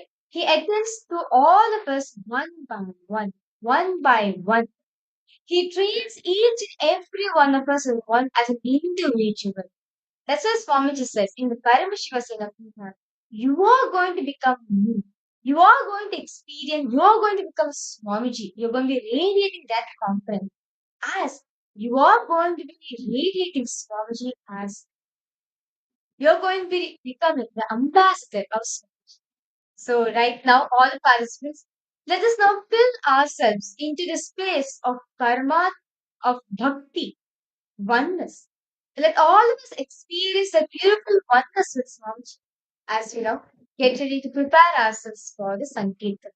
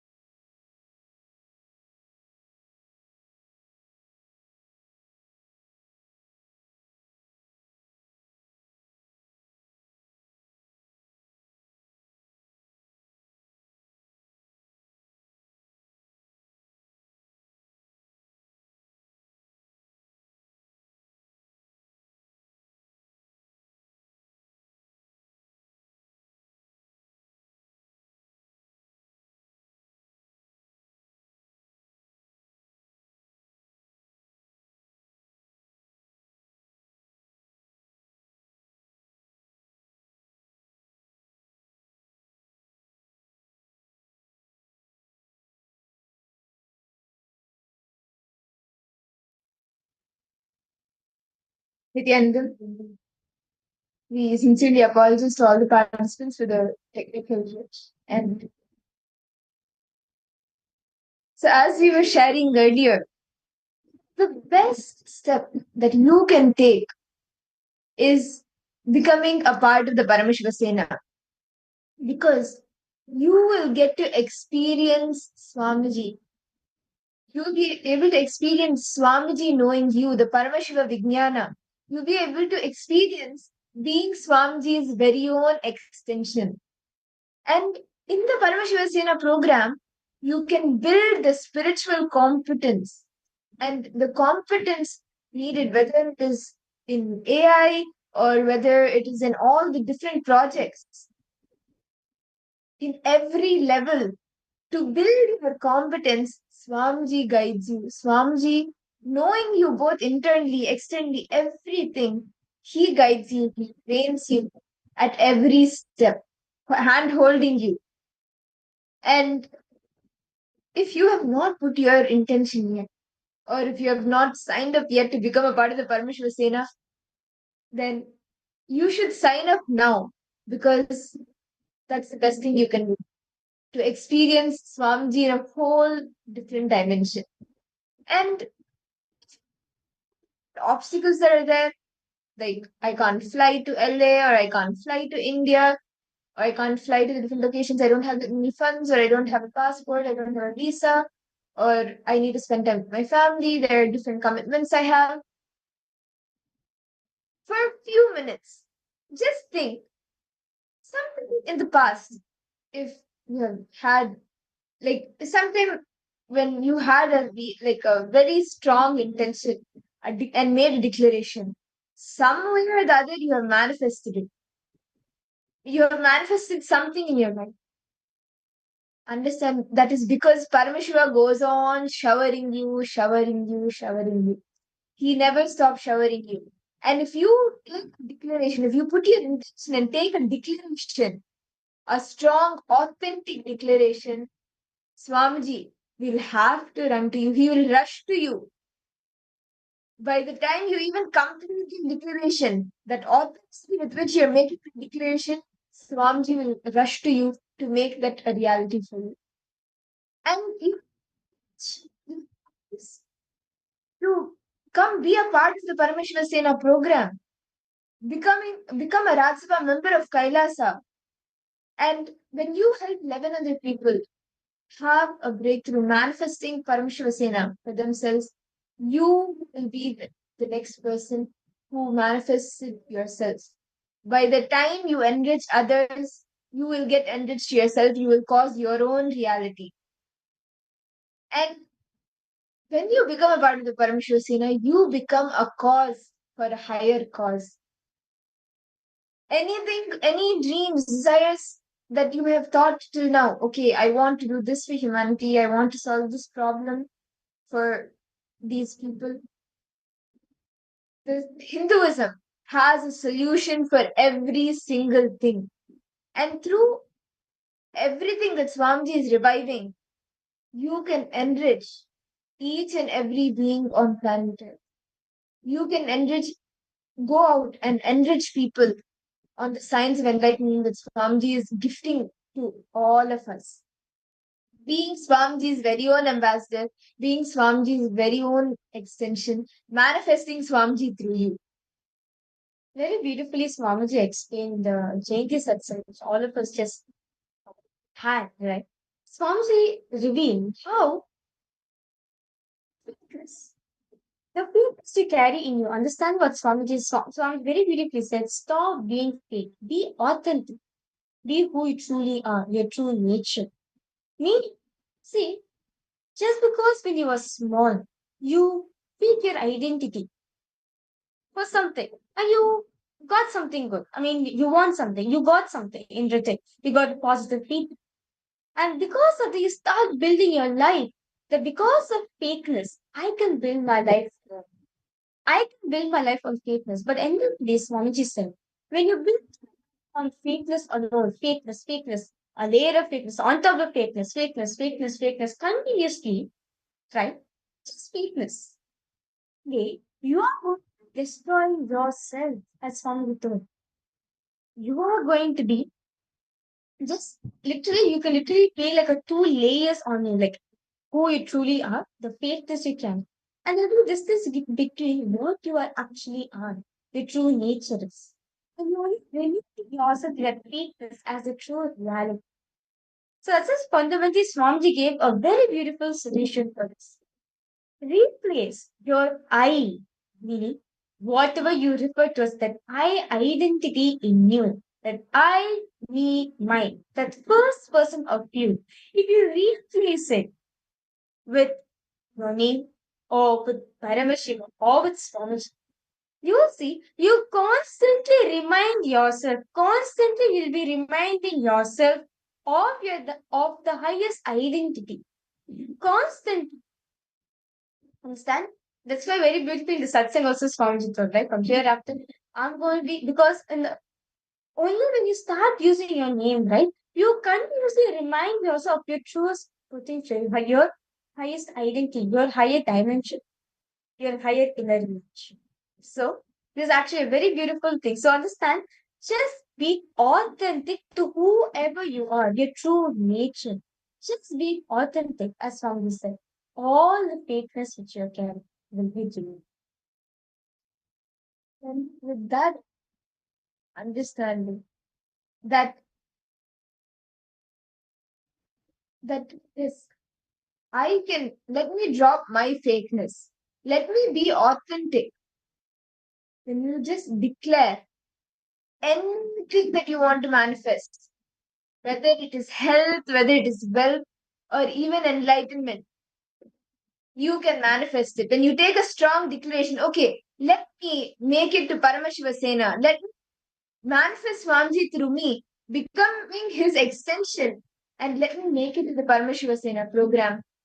Swamiji will come rushing to you to make it happen for you. Any obstacle that you may be having, Swamiji will just remove it. He can even move the planets. He moved Kumbh Mela from one continent to another. Kumbh Mela used to happen only in India. But now Swamiji is making it happen all around the world. For one declaration of yours, can't he make that obstacle? Can't he move that obstacle? He can. And he will. All you need to do is make a strong declaration. Yes, let me make it to the Paramashivoham. Let me be a cause for a higher cause. Let me manifest Swamiji through me, be his own extension. Make an authentic declaration. Swamiji will come rushing to you. He will move even the planets for making it happen for you. How many of you have signed up for the Paramashivoham program and are flying to LA or to India for the next batch starting on January 13th?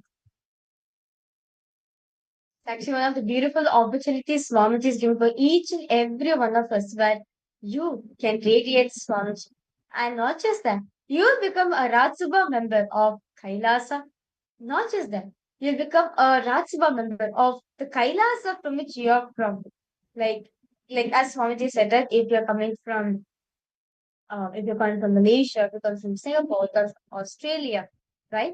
When you're writing a Paramashivoham program, it's like a qualification given to you that you are nominated as the as a Ratsabha member of Kailasa. And when you as you're becoming the Ratsabha member of Kailasa, you'll also become the Ratsabha member of your locality, of your Kailasa from which you are coming from. And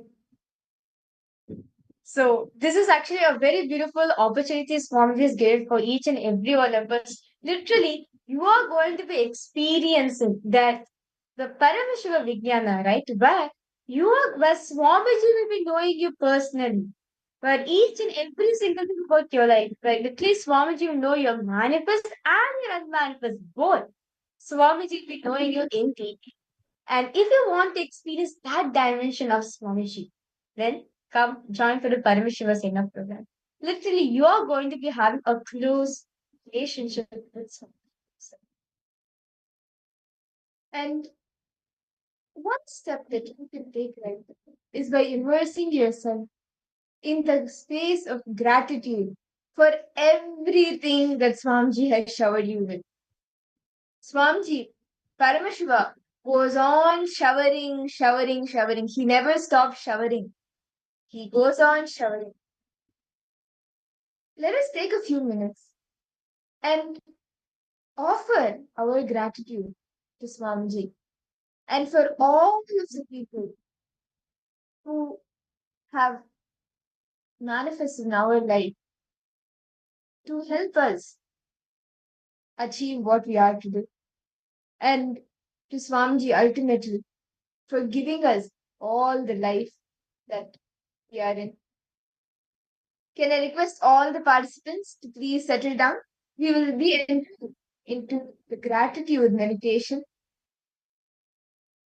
as we get prepared for the darshan as well. Can I request all the participants to please settle down? And all the participants who are not on camera, I request you to please turn on your cameras and settle down.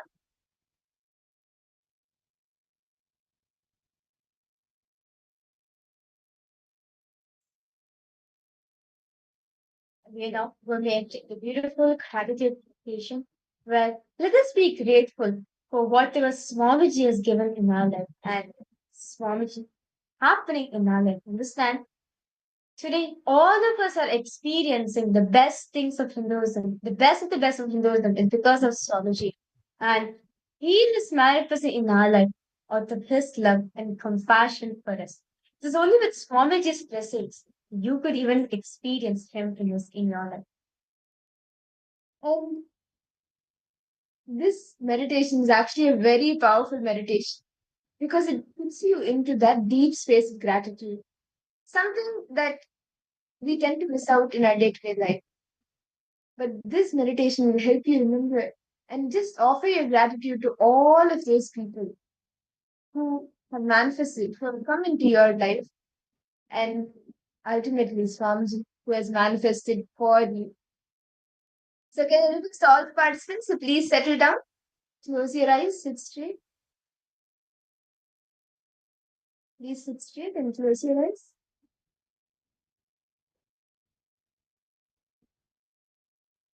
Now, concentration to your Sahasrara Chakra, the crown center. Just bring your focus to your Sahasrara Chakra.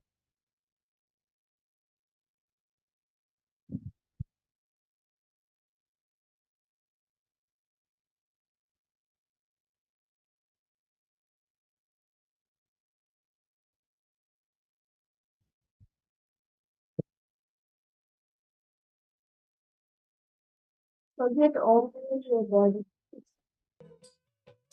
your head, your hands, your legs, your entire body.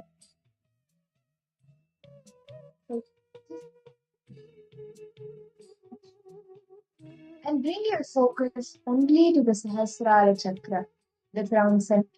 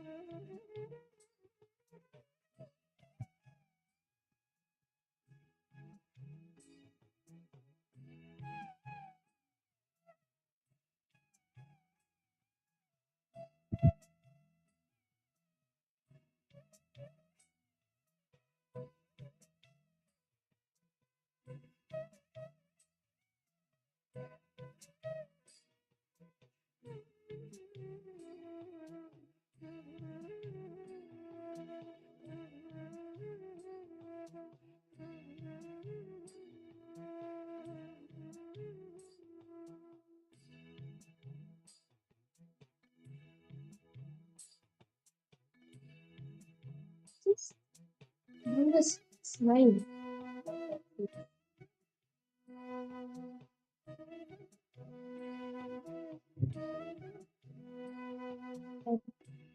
your whole being.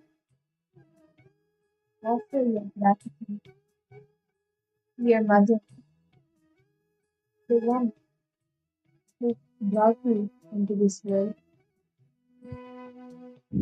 Offer your gratitude to her.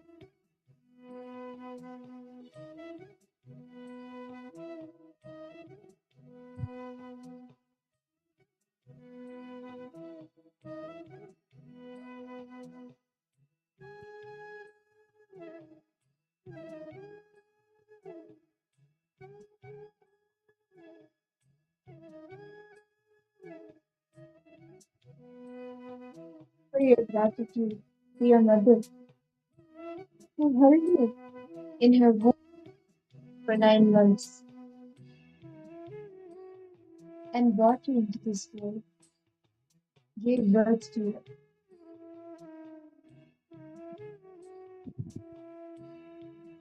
gave life to you.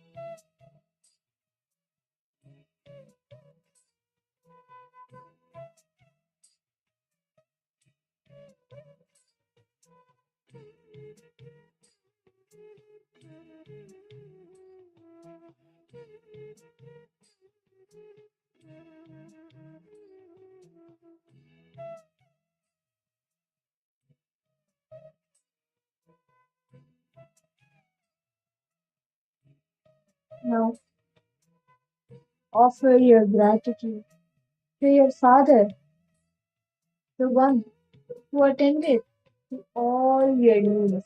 Lord. With your whole being, offer your gratitude to him, to your father.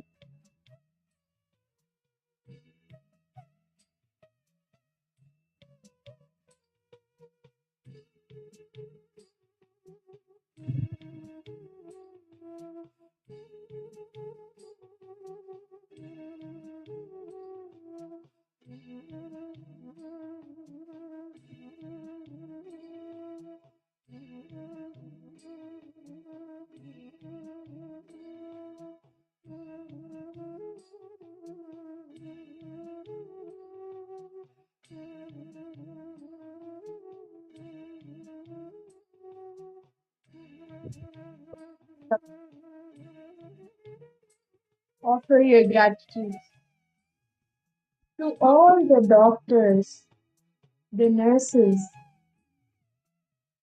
who brought you into this world when you were little. All of them who welcomed you into this world, who received you into this world. Offer your gratitude to all of them, all the doctors and the nurses who were there to receive you.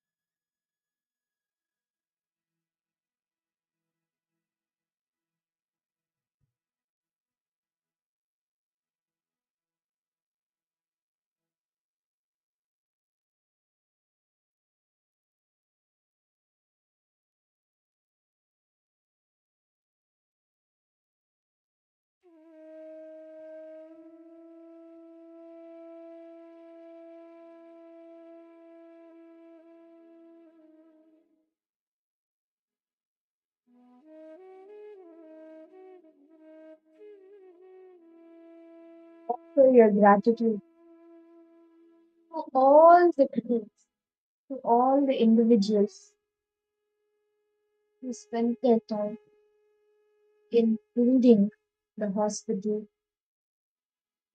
or the home in which you were born in. Offer your gratitude to all of them.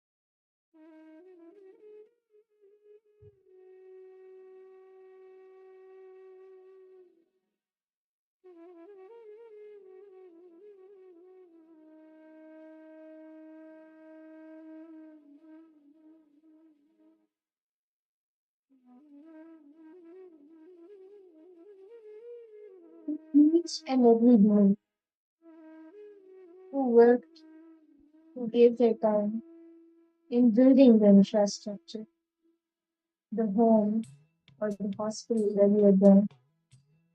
To each and every one of them, offer your gratitude.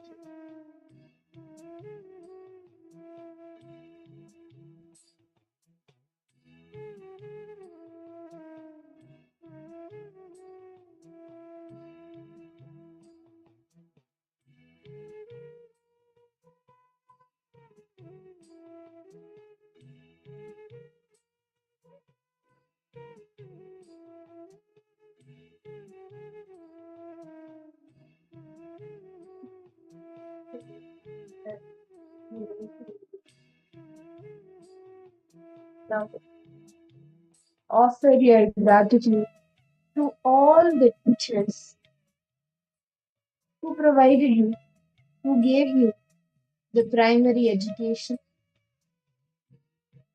mentoring you, teaching you. Offer your gratitude to all of them.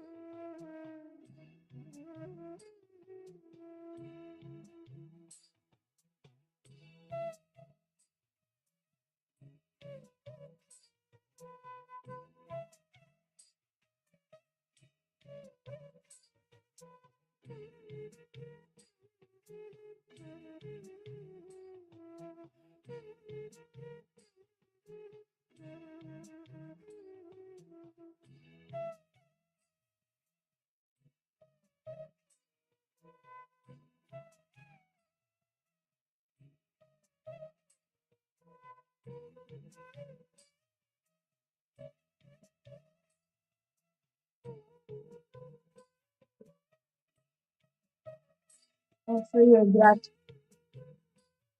to all of the teachers who gave you the primary education.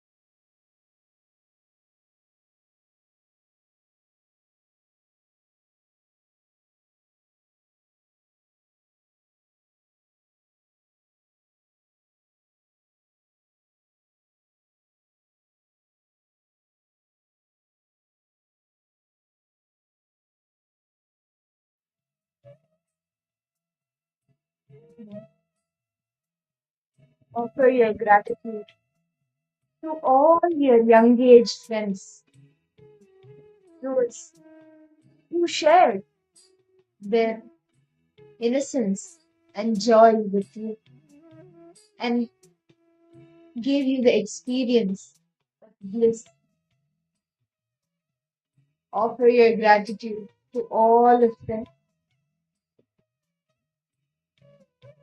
to all your young age friends.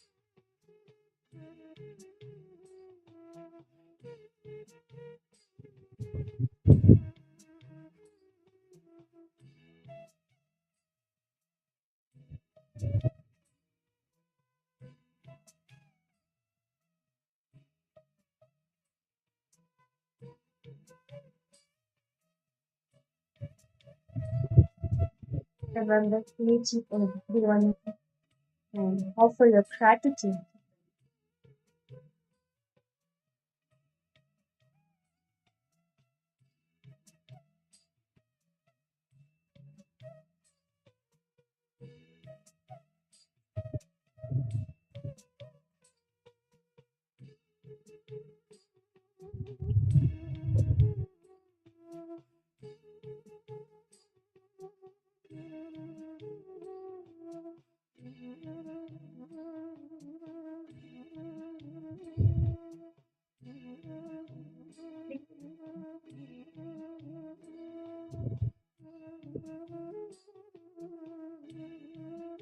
Now, offer your gratitude to all of your relatives, to all your brothers, your sisters, and your relatives who supported you, nurtured you, cared for you. Offer your gratitude to all of them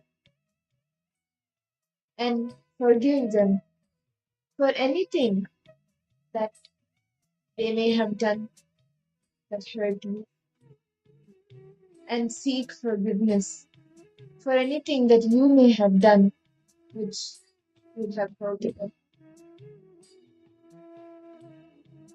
And offer your gratitude to your brothers, your sisters, and all your relatives.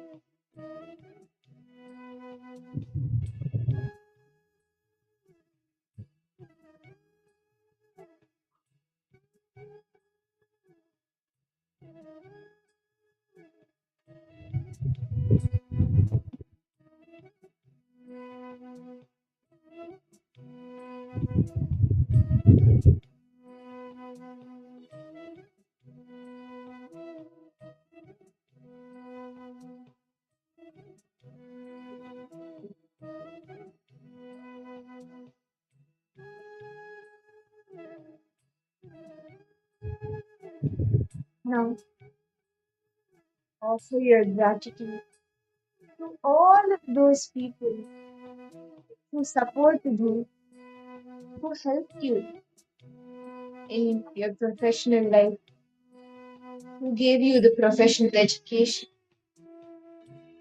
and supported you, helped you, encouraged you, empowered you to stand on your own feet. Offer your gratitude to each and every one of them.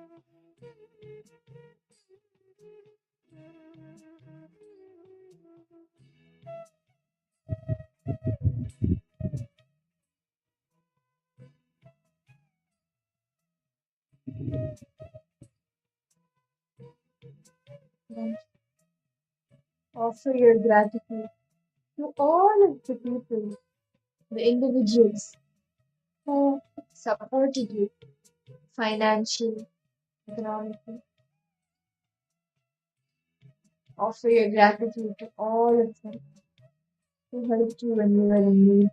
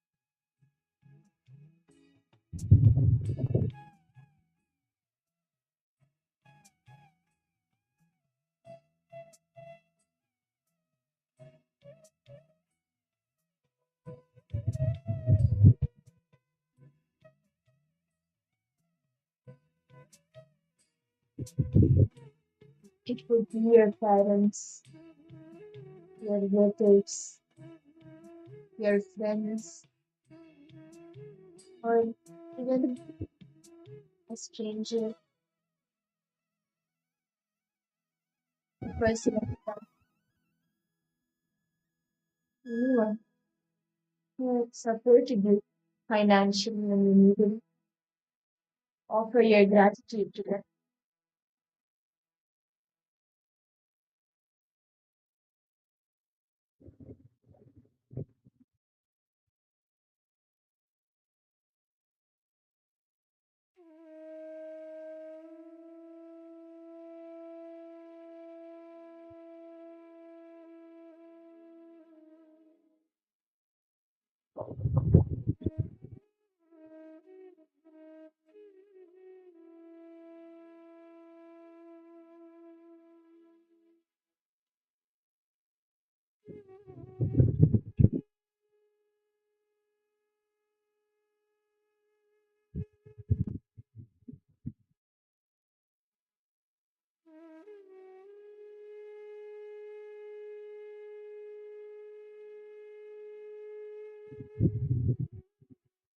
Now, offer your gratitude to all the people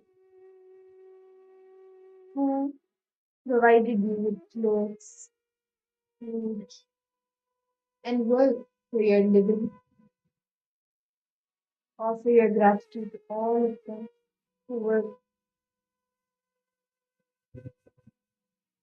giving their time and talent in for you to have clothes, food, and a proper roof.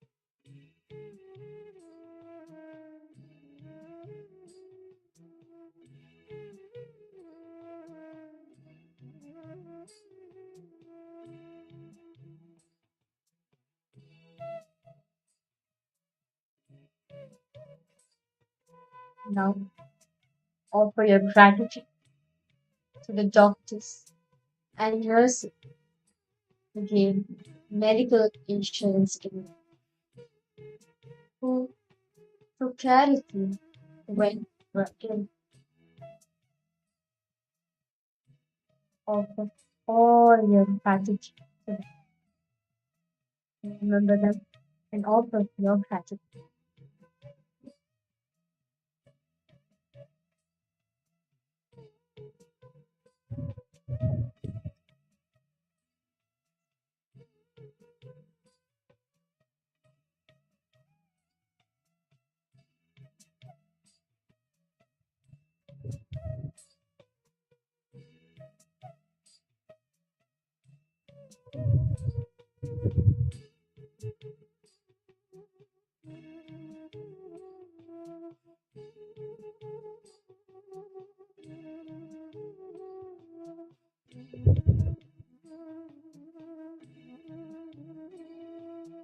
Now offer your gratitude to your husband or your wife for giving you love and security in your life. Forgive them